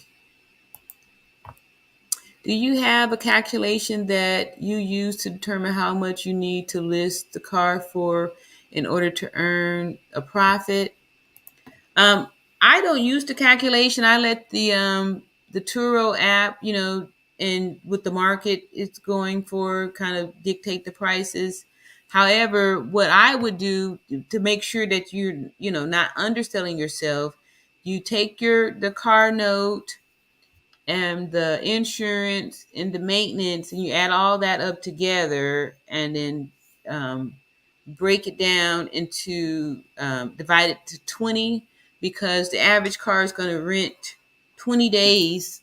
It's going to rent out for 20 days. So you divide that into 20, and you make sure that that's going to take care of your car note. And that's the number that you need to be at. So when if you do let the app, kind of play with the rates for you, you set in the minimum. Like if it needs to go for $40 a day in order for you to pay the note, the insurance, and the maintenance, and have a few bucks for yourself, then, you have to, that's how you would do the math to make sure that you're not, putting yourself in the hole by renting it for not enough money. So add it all up together, divide it by 20, because they say the average car is going to rent a book for 20 days, which has been true too. It seems like I've been averaging about 20 days on the platform for each car that I put out there. So you add all those figures together, divide it by 20, and that should be your daily rate. That way you be for sure that you're not underselling yourself. Because like I did a reaction video to this one Turo host who I don't even think he's hosting anymore. He he did a video where he talked about how he didn't get reimbursed for some damages that a guest had caused to his car. He had a Mercedes Benz that he put on the platform, and Turo, when you first put something out there, they have these default settings. The default settings give out all kind of discounts and discounts and all kind of price changes and stuff. So someone had booked his Mercedes Benz out for 3 weeks, and the money, he did the math and it didn't add up right. He reached out personally to the guest and said that he needed another $120 in order to make the car note for the trip to be, okay. So instead of following the Turo rules where you would have the guest to cancel the trip and then rebook when you put the pricing that you would need, he made a side deal with them to get the $120. So they booked the car. They gave him the extra $120. Kept the car for 3 weeks. They had scuffs and damage, over $1,000 worth of damage to his car, and Turo denied the claim because he did the deal outside of the app. So that's why you want to make sure that the price that they are setting for your car is going to meet your needs, because if you try to do anything outside of it, you won't be covered for under the insurance if something happened to your car. So make sure that whenever you do something, everything's done inside of the Turo platform, and do that math first. And if you know that you have to rent the car out for $60 in order to, um, break even, then make sure that they're not, because you have to be watching out for it, because Turo is just trying to book. They're just trying to book the trips. Just trying to book the trips and make the money. Yeah, so that was really sad that this guy, like I said, he ended up having, to pay out of pocket, and that could really be a stop to your business right there, right there, right there, right there. Because if you didn't have the money set aside to pay the note, you were already getting underpaid, and then a guest crashes or damages your car, and you're not, it's not covered. That could just totally just tear your whole business down, because now you have to use your savings to take care of this. And a lot of people get discouraged and end up giving up and quitting the Turo platform because of these kind of things. So it's very important that you do try to do a little bit of the due diligence to find out what it is that you need to charge in order for it to be a profit for you, and to be a successful business. So this, I'm excited. If you guys have any more questions, please go ahead and drop them in the chat box now, because it is starting to get a little bit late, and I'm just excited. So you can look for me to come out with these lives. I'm going to come on Monday, Wednesdays, and Friday nights. And after, I was going to try to do it in the daytime, but I can't always say that I can do it, because on some days I have a lot of cars to turn over, and at any given day I could have up to 7 cars to turn over. That's washing and cleaning and then getting them where they have to go. And the way that I run my business, I'm doing it by myself, I'm a one woman show. And so it takes an hour and a half, hour to hour and a half, sometimes 2 hours, depending on how the guest brings the car back, to actually wash them, clean them, get them turned over and ready for the next guest. All right, so I have a new comment here. All right.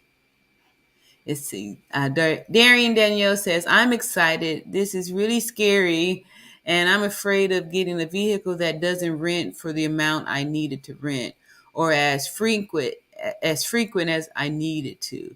But you give me a lot of hope. Yeah, I wouldn't worry about it renting, because I mean, I these cars rent. People, it's a need out here, and your local Avis and Enterprise, all these companies are going out of business. I actually had someone from Enterprise to rent a car for me because they needed it, for the guests. And uh, this isn't something that I'm out here having to sell and drum up business. I just simply list it, and there's a demand for it. And like I said, I started in July when there were only 21 cars on the platform here in Montgomery, Alabama. And today, as of today, there's 32 cars on the platform. So it's still not a lot of cars. And, they rent.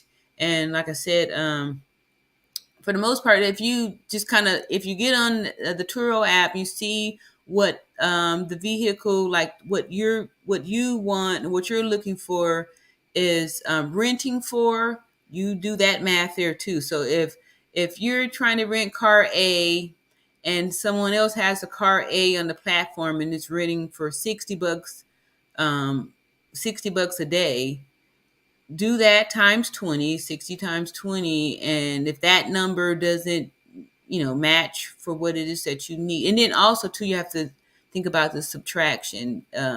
Most of the new Turo hosts, the plan that you get on is the division of the money between you and Turo. So they have different plans. You can get a 60-40% plan, which is the safest plan. Turo's going to get 40%, you get 60%. However, there's no deductible for your accidents. And if your a vehicle was in an accident, Turo would give you daily rates for as long as your the vehicle is off of the platform getting repaired. So you have a little bit more coverage with those kind of things on there. Let's see here. I am a one woman show as well. All right, good. Yes, so to be willing to work, because it's not like a little passive something where you just, put it out there and you go. So you were saying that, that you're going to be working. So with this, you have to think about how are you going to be delivering the car to the people. If you're working, how are you going to exchange the card? I get the card to the people. How I do it is I do keyless remote entry for my guests, where my cars are on this Ford Pass app, which allows me to remote open, remote start, stop. I can see where the cars are at. I can see how I can check on the safety, like how they're driving. All those features are part of that app. So the way I'm able to do it is, I'm like, if you're working and say a guest has to get in the car, how are you going to let them in if you're at work? If you have the app, then you could, kind of zap it if you are in a position where you could take time out to, handle your guests and all that good stuff. Let's see here. Daring Danielle says, the car that I'll make an appointment to see tomorrow is a 22 Volkswagen Taos, listed for, oh, that's a great price for a 22. $25,998. They're asking $1,500 down, 72 months, 3.9%. Yes. Oh yeah, that's good. That sounds like a great deal. That's great, great, great, great, great. Because yeah, with that baby payment, oh yeah, and then you probably throw in about $100 or so less for your insurance, and that's a great interest rate. And I love that 72 months. You make that payment nice and small. So if that car is generating like 15, 16, $1,700 a month, there's your $1,000 that you're talking about. That's very achievable there. That is very achievable. That sounds like a great plan. That sounds like a great plan. It's a new car. So, you're going to be stress free. And most of these new cars have apps where you could, remote open it. And then two, you can get it put on the Turo Go app, and that's even less work. Once the cars have been on the platform for a while, they're eligible to be on the Turo Go app. And the Turo Go app is an app that allows the guests to be able to open the car, so you don't have to wait up for them. Like when I have my guests come in from the airport, sometimes their plane might be late, and instead of coming in at 10:30 at night, they get in at midnight. So with the Turo Go app, it allows the guests the freedom to be able to let themselves in, so they don't have to coordinate with you. You don't have to try to stay up to wake up to let them in. They can just open it on their own. So it just gives a lot of freedom. I just love the Turo Go app, and I can't wait for this last set of 5 cars that I got to be able to get put on there, so I can kind of take a break and relax a little bit more, with the guests having the freedom to be able to let themselves in and out. He says, Danielle says, I live downtown and I would prefer people pick up the car near here. Yes, I have airport where I drop cars off the airport, and then also there's a local, like a little shopping mall with a Office Depot, there's some little things off in the shopping mall that's about a mile or so away from my house, and that's my drop off location where people can come pick it up. Because like I was telling Tony from Tony Luxury's Cars, especially you're a woman too, like me, even men, you don't need strangers coming into your house, period. These guests are not people that they're guests, they're what we used to call customers. They're still strangers, and you don't want strangers coming to your house. You want to have it where it's, and then too, you don't want to irritate your neighbors by bringing all these strangers to your house. People want to leave their car there and stuff like that. I had a guest ask if she could leave her car when she picked up my rental car. So lucky for me, like I said, I have my cars at the public parking space. So I was like, hey, if you want to leave your car there, that's on you. But you wouldn't want people leaving their car at your house, because think about it. If they're renting your car because their car isn't good enough to make the trip or go do wherever it is they want to do, why would you want somebody leaving their, bucket, leaving their bucket at your house? Like, you wouldn't want that. So find a spot. And downtown is a great, every down city has the downtowns. You can park your cars there. That's cool. But, you just have to be careful as far as like where you park. You don't want to get your car towed or something like that. We're, like I said, I'm in this kind of a small town, so far I haven't been caught. But if I do get busted, it's I could be told to move my car, something like that. But for right now, I'm kind of like pirate, kind of like sneaking this little space for now. But the cars aren't there for long because they're mostly rented out. I just park them there when they get rented out, so they can, people could pick them up from there and drop them off there, and it's not, affecting me personally. So let's see here. Danielle said the 2019 Lexus NX 300 is 34,888 with 1,500 down payment, 72. Now 2019, 20, 21, 22, so almost 23.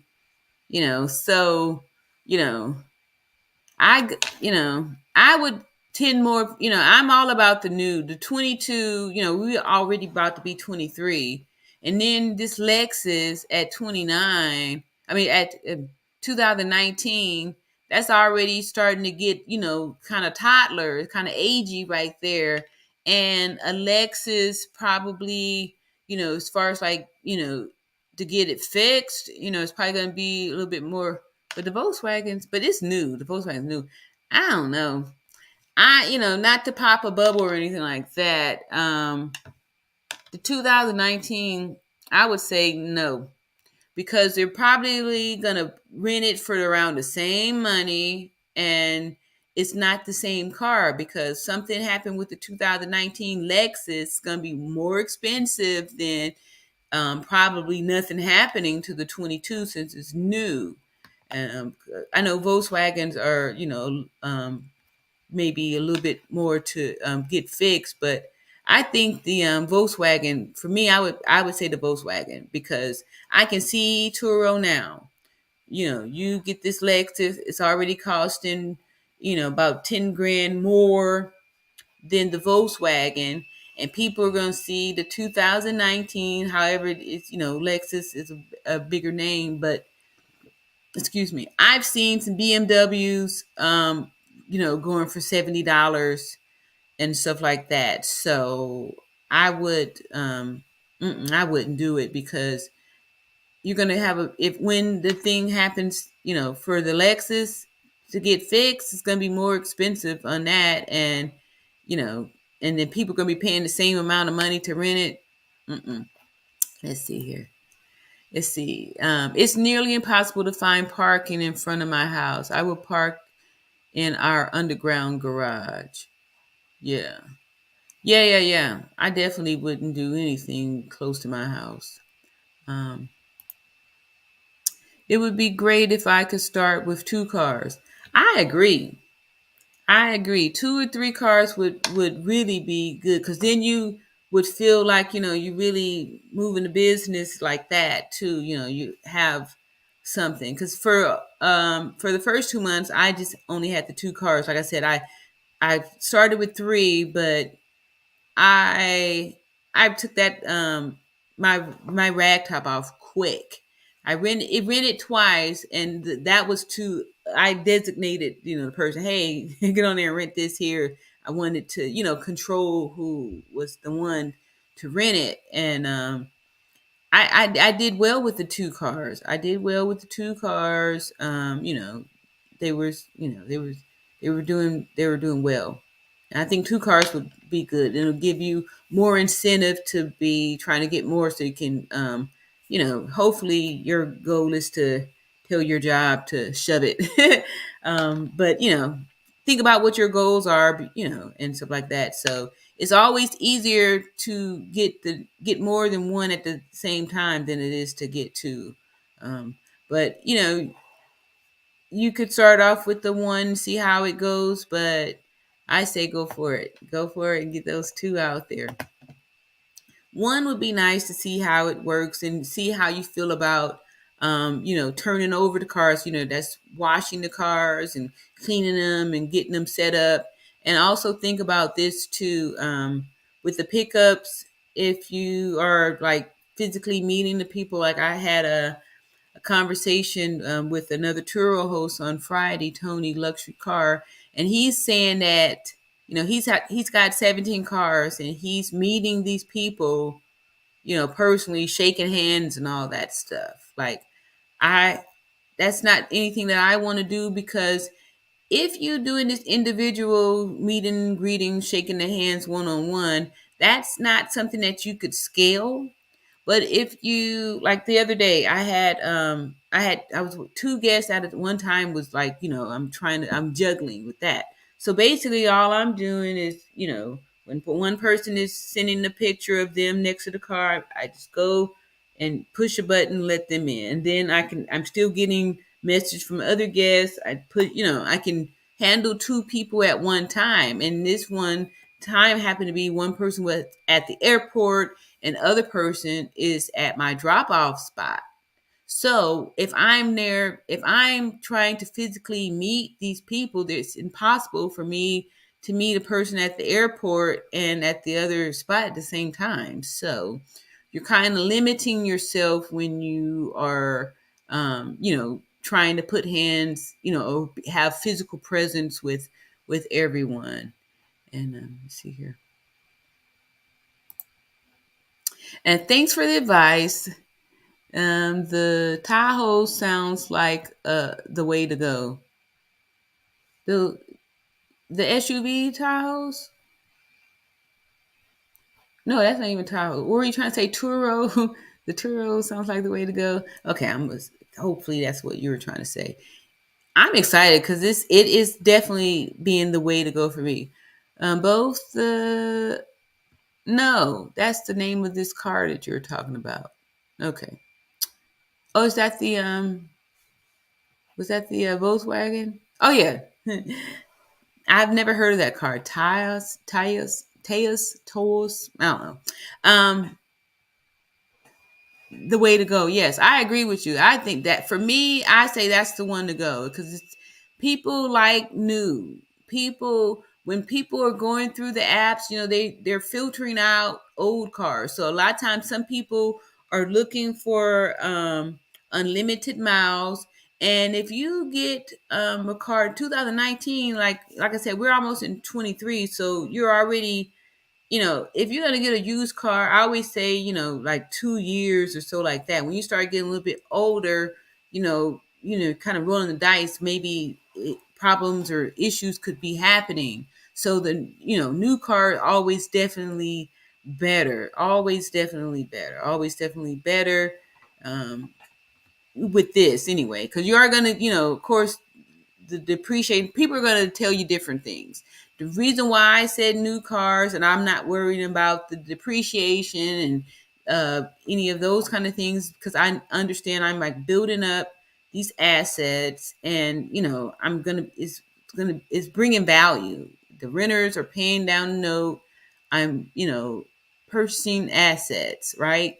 So I'm looking at it like that, and instead of whatever, you know, to get a used car. Because when you have to start getting things repaired and all those things, like I said, people be looking for new. So you may get screened out if someone's saying that they don't want to rent something that's less than 2 years, 2 years old and stuff like that, and they won't see your car. And then, like I said, if Turo gonna price it at a small price because it's 2019, it's gonna, you don't want that. So I think you're right about that Volkswagen.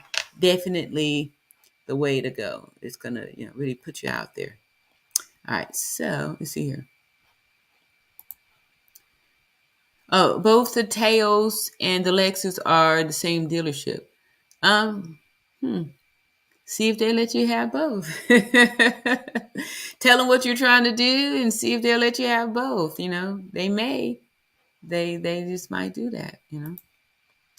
Let's see. Okay, so let's see. But you wouldn't get anything older than a 2020.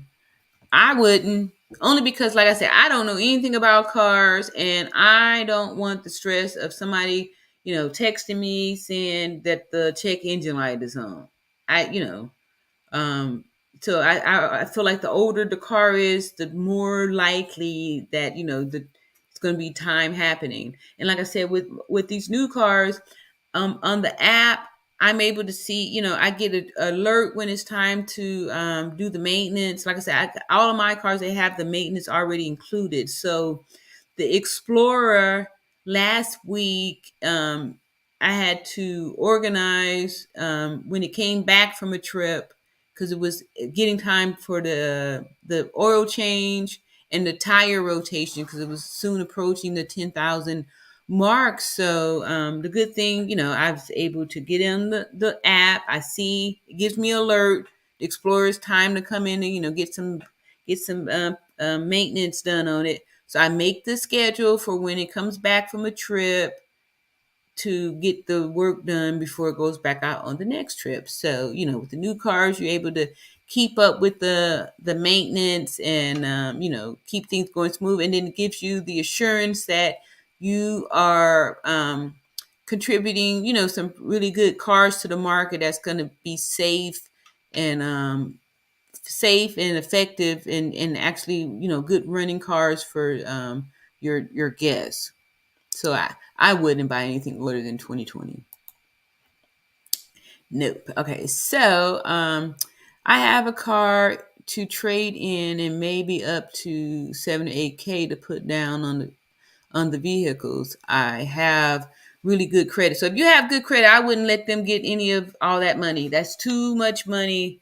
7 to 8 thousand. That's too much, especially if you have good credit.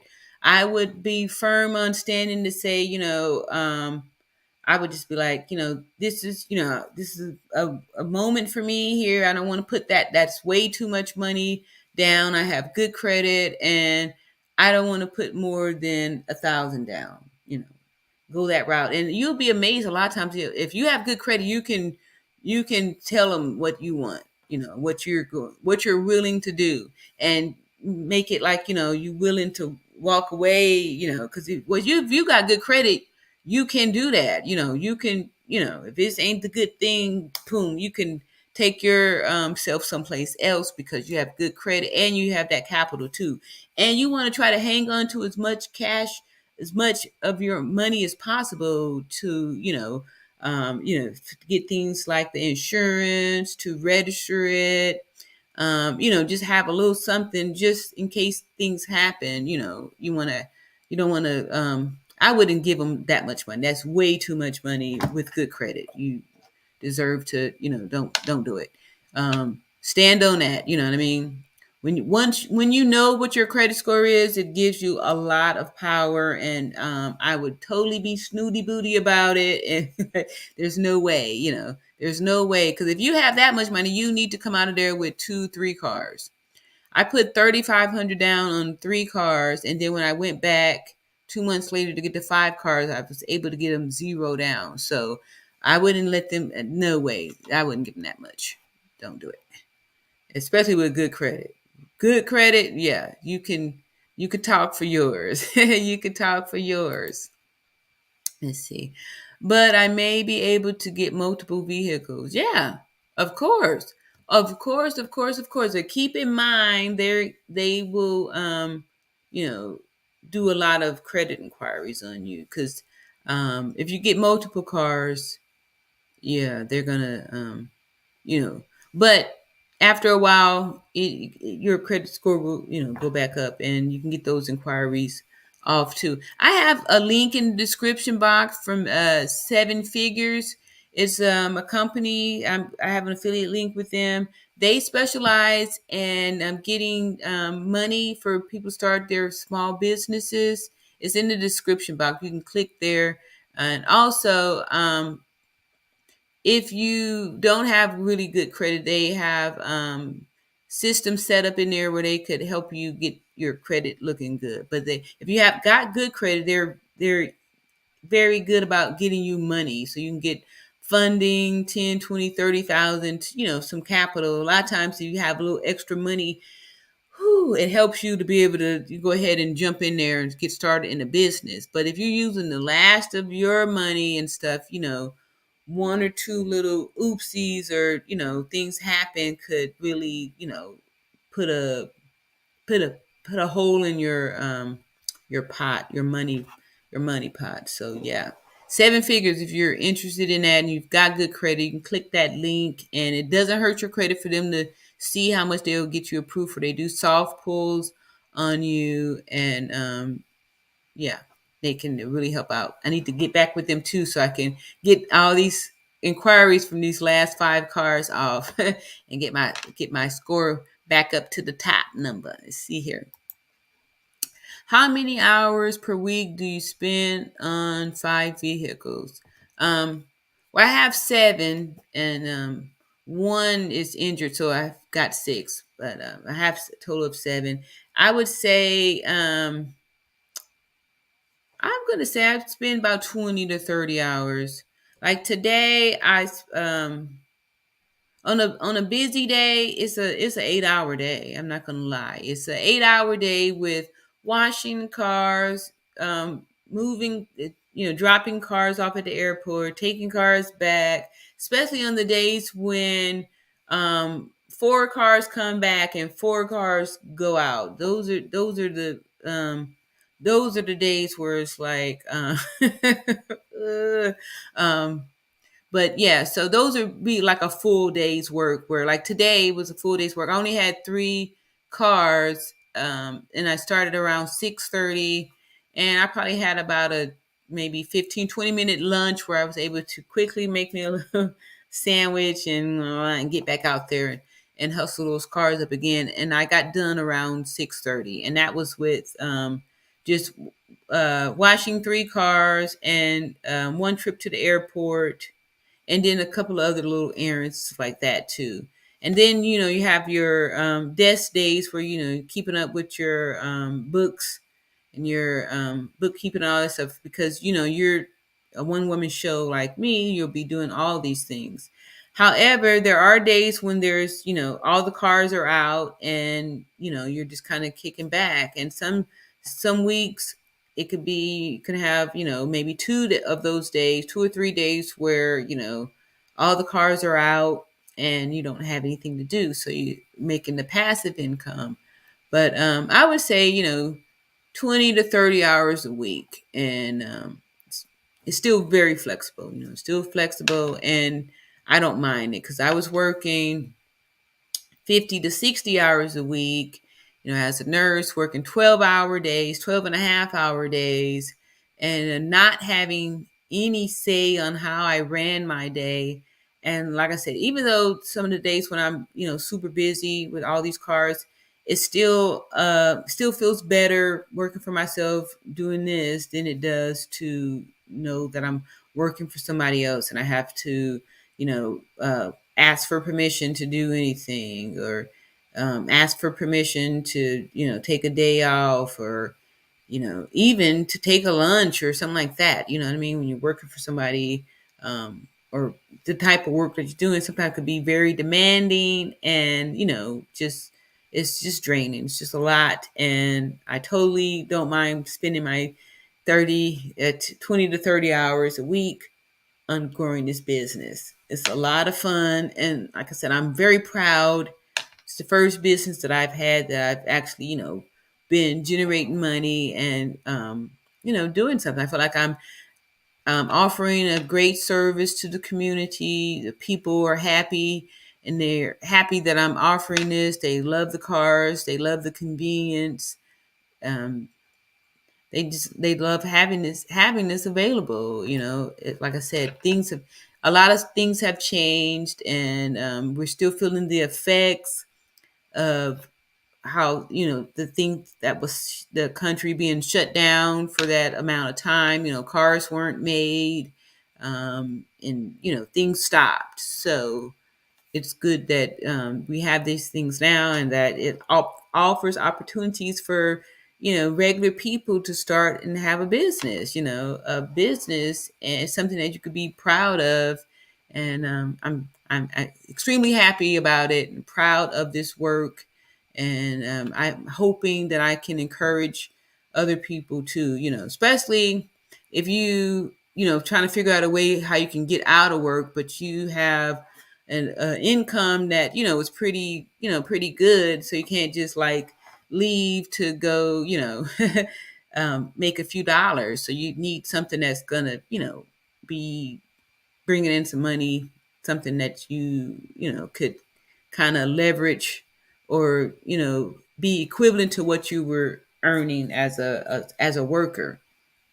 Otherwise, it could be pretty scary to be an entrepreneur and doing, out here on your own doing this stuff, and worried about how you're going to pay your bills and things like that. So, um, welcome to the entrepreneur world. It's very exciting, and I'm happy to be part of this here. And I'm just grateful that you guys have been sticking around with me for so long, and especially those of you who've been with me since 2020, when I was trying to do something different here. And I just knew that if I just kept being persistent and kept getting through this, that I was going to find something, and that I would have something to talk about. And, this whole thing would be a true story. And Darren Danielle says, yes, I'd love to replace my income and start earning 7K a month through a side hustle. Yes. Okay, so that's one great thing. Once you can set a goal, you have a price in mind, what it's going to take for you, to get out of this. So, yeah.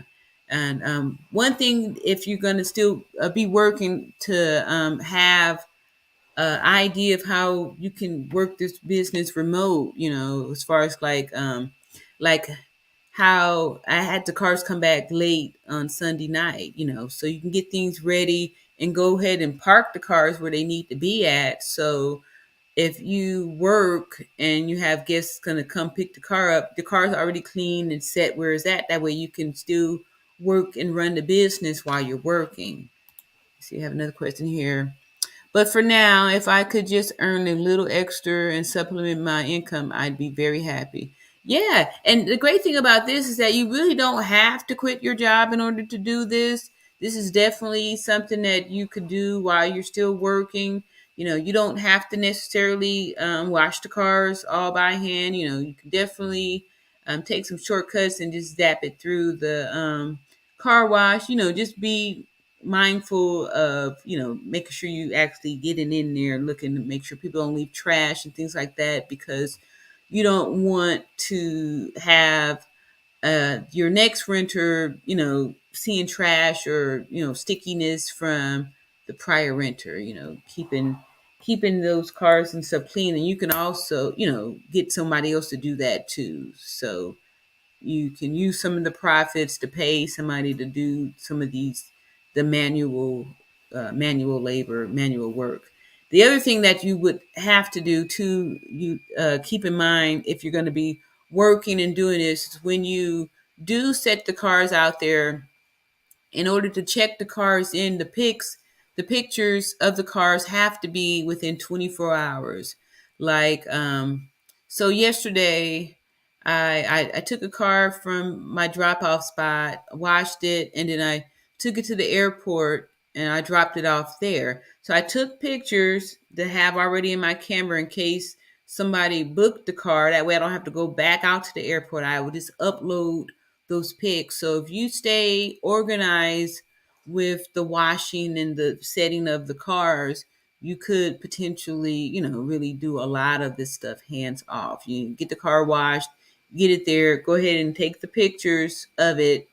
And then when somebody books, you just go ahead and, click the button saying that you already cleaned it. Because if you set it off there, make sure you do the cleaning process of it.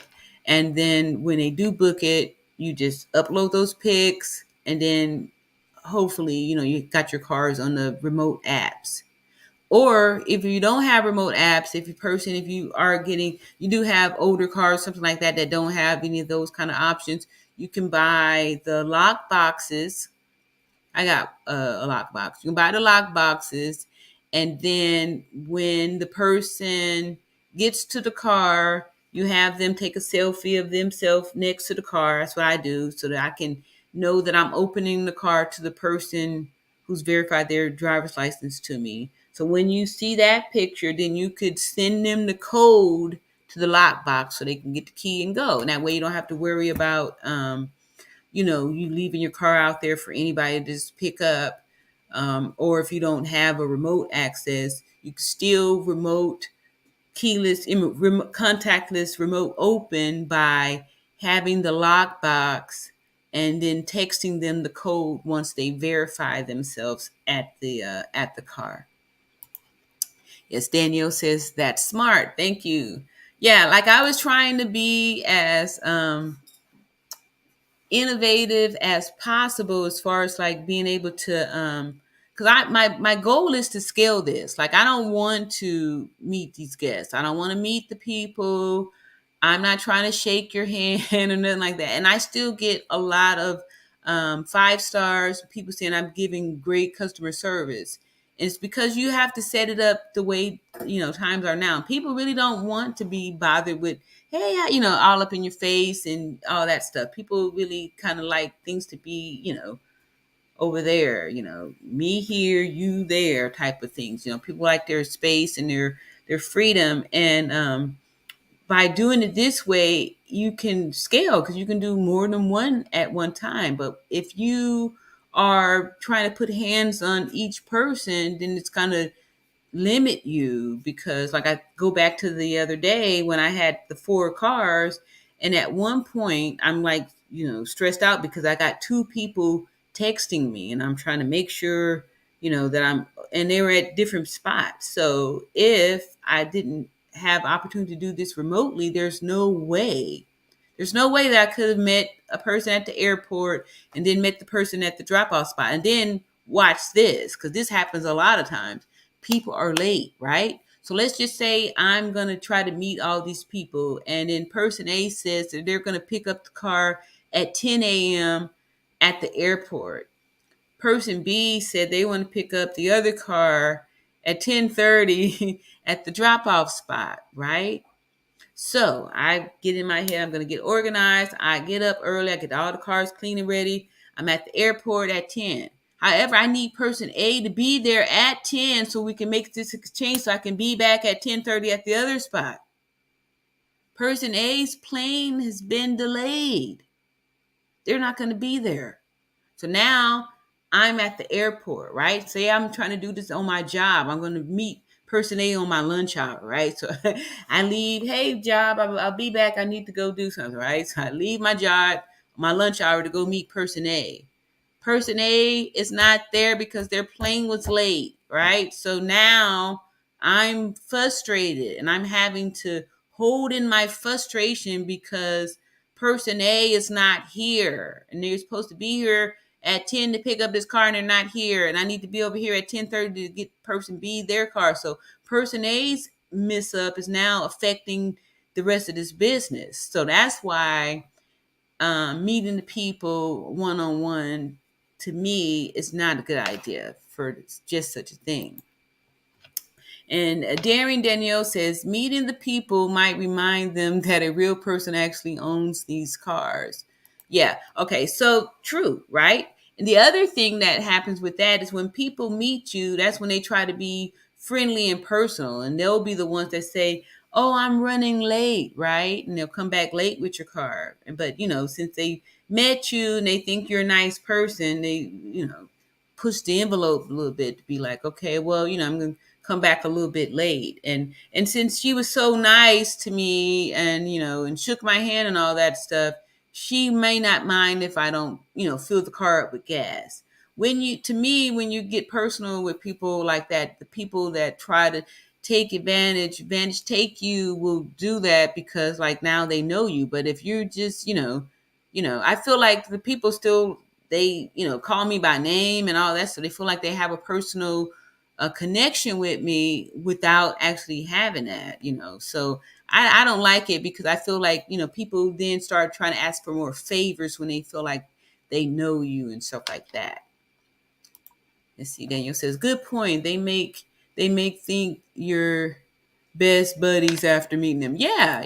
Like I said, the one lady, wanted to see if she can park her car at my house, and she had admitted that they were having problems with the car. That's why they wanted to rent my car, because the car was having problems. So let's just say you're like, okay, yeah, you can park your car there, and that person's car leaks oil in your driveway. You know what I mean? Like, you have to think like this person is renting your car because their car was a clunker or something, like, right? So, and then you don't want that, cluttering up your spot and stuff too. So, you don't want to be too personal with these people because remember, they're still strangers. And like I said, the people, when they feel like, that they're friends with you or they know you, they'll be more relaxed with bringing the car back late. And the guests don't realize that sometimes these cars, a lot of times, especially my Edge, that car will have two bookings in one day. Like, I'll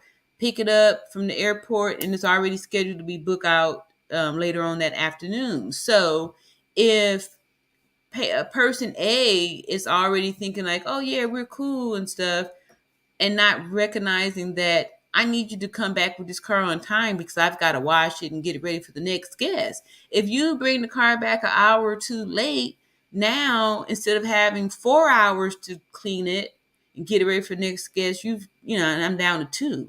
And then it happens. They bring the car back. They went to the beach, and they they went to the beach, right? And they come back and the sand and all that stuff. And trying to vacuum out sand from the beach trips, it takes, it's not a quick clean. You have to there's a little bit more required because you shouldn't, or you don't want to rent the car out to the next person with evidence from the first person's trip if there's sand in there. Like, I would be pissed if I rented a car and there was sand in it. and that didn't come from me, or is anything in it that didn't come from me, like, so you have to keep all those things in mind too. And then, like I said, when people think they're friends with you, those would definitely be the ones that will push the envelope, and not they they're not bringing it back full, they're not bringing it back on time or something like that, and then you may feel some type of way where it's hard to bring it up, talk to them, because you don't want to mess up your friendly relationship. You shook hands and all that stuff. So if you keep things kind of neutral like that, you still get the 5 stars, because that's what you want. You want to get the 5-star review. So you want your guests to feel like they're getting good customer service, but then you don't want to feel like you're being a slave or having to just give your whole self up because you're trying to get the good customer service. And keep in mind, you can only be in one place at one time, and people are trying to get things that's convenient for them. They're not really concerned about your time. They're not concerned that you took off for lunch to go meet them at the airport to get the keys, or and then if they are late, and then late for work or something like that, or you can't even stay there, then like now you can't even coordinate getting that guest the car. So there's a ton of reasons why you don't want to meet them personally, because you don't have that kind of time. Like, if like that one, say there's a day you only have this one day off, but you have guests to meet and you've got things to do. Like, I like, making sure I have days for like self-care. I get massage, get my nails done, get things done. But if I'm always driving around trying to meet guests and satisfy these guests for their needs and stuff, then when do I have time to take care of my own needs? Let's see here. Um, Meeting the people. Okay, never mind. I already read that. Let's see, a good point that I read that too. All right, here we go. Can I set a minimum booking of 24 hours? That's too much to turn over. No, let me just say this about that, because that's one thing that I had, I would recommend, if you're trying to take control of your fleet so you're not kind of put out there like that. However, you might not get as many bookings if you're having such a big long hold time. So in the beginning, it's a lot easier and better for you if you could have they recommend 3 hours, a 3 hour turnover time. However, I had pushed mine out to 6 hours, especially when I add more cars, because if I like, just today there was 3 cars that I had to wash and stuff. So if I only gave a 3 hour window, then it would be a little bit difficult for me. But yes, you could definitely put 24 hours out there. Um, However, if you did that, when it would be one whole day where you really couldn't rent the car out. So it could hurt you as far as like your availability, being visible to be booked if you have such a long hold time. Okay, so that's it. Wow, so we're going on 3 hours here, and I'm just grateful that you guys are still out here hanging with me. So keep in mind that I will be coming on Mondays, Wednesdays, and Fridays, and I'm going to stay consistent, and we can talk more and keep up all the good work. So, and if y'all have questions that you think of, always feel free to put them in the chat, and I will, do my best to answer those questions. However, I'm getting ready to start winding this up because it's after midnight, and I don't know. I'm still. If y'all got more questions, I'm still got a little bit of energy in me. However, like I said, it is 3 hours. This is the record. This is a record breaking live for me. Record breaking for the Cash Apps. Again, thank you guys so much for blessing me with the Cash Apps. It was very generous and felt good to have that happen. And I can't thank you enough for that. And also for keeping this stream um, engaged for the whole 3 hours. Like I said, this is my all-time record, 3 hours here. And Darren Danielle says, wow, thank you so much. Hopefully I have a good update for you for next time. Yeah, I'm excited too. Please do update and make sure you check out the different ways that you're gonna, how you're gonna set up with Turo as far as like the money and stuff like that. Like I said, they have the 60-40%, 75-30, and then there's an 80-90 percentage. And this is how much your deductible will be and how much of the money Turo will get and you would get too. So you think about that also for the plan, the plan that you'll be on. I'm on the 75-30 plan. I did play around back in, I think, August or maybe the end of July with the 90%, because I was figuring with the 90%, you get to keep 90% of the money. However, your deductible was like, I think, 1,600, something like that. So if you've got cash, a little bit of money set aside, you could keep more of the money by doing the 90% cut, because you have money in case something does happen. You have the money to pay for the deductible. You've got, a few thousand set aside for any problems that might happen.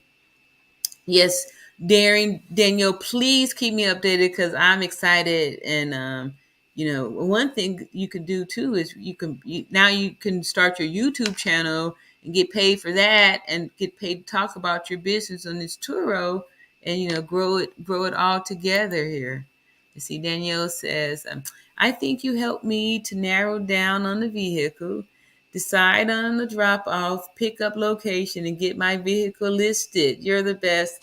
Thank you so much. That feels good. I'm glad too that, I can tell you my experience. That way you don't have to make the same mistakes that I made, and you go a lot faster and think about these things too, because I had to see that the algorithm, it was going to lead the people back to my house before I was like, wait a minute, I got to think of something.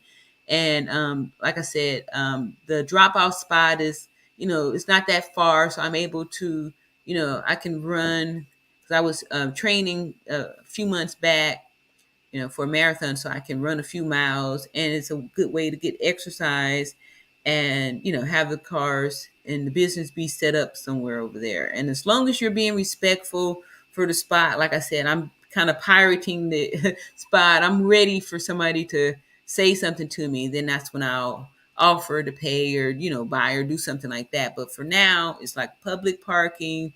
Nobody's saying anything. I haven't, had to pay for that or anything like that. So I'm saving money too by not having to pay to pay for parking on these spots here like that.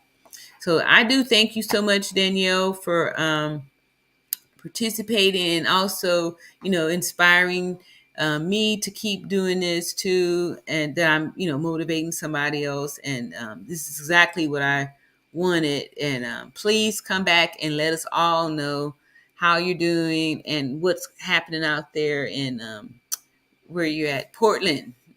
And see y'all on Wednesday. And thanks again. If you haven't already, go ahead and like and subscribe and share the video with somebody, who might be interested in trying to start a business. And feel free to come back to the platform and get on here and talk about your business. Any questions you might want to. You don't have to cam up if you don't want to. You can just be a voice.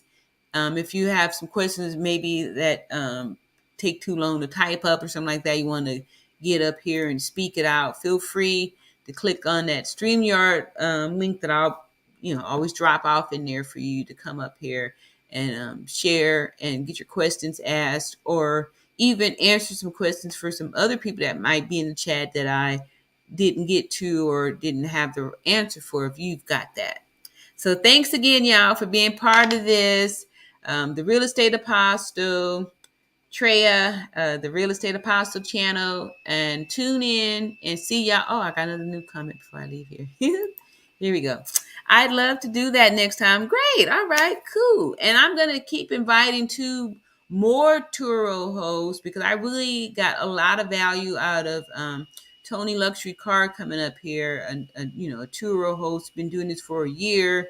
another part, so we can all come together and really, really blow this thing up and really do a lot of stuff for our people, and get our bags, get our money, get our dollars up. So again, good night, y'all. I love you guys, and thank you so much, and see you on Wednesday. And I'll let you know if I do any kind of little pop-ins or pop-ups like that. Probably I could maybe tomorrow, since I don't have a lot to do. However, I really think keeping things for nighttime is a lot safer, because for sure I know that I'm not going to be doing anything at night, but caring for you guys. All right, so I see y'all later, and thanks again. Peace and love.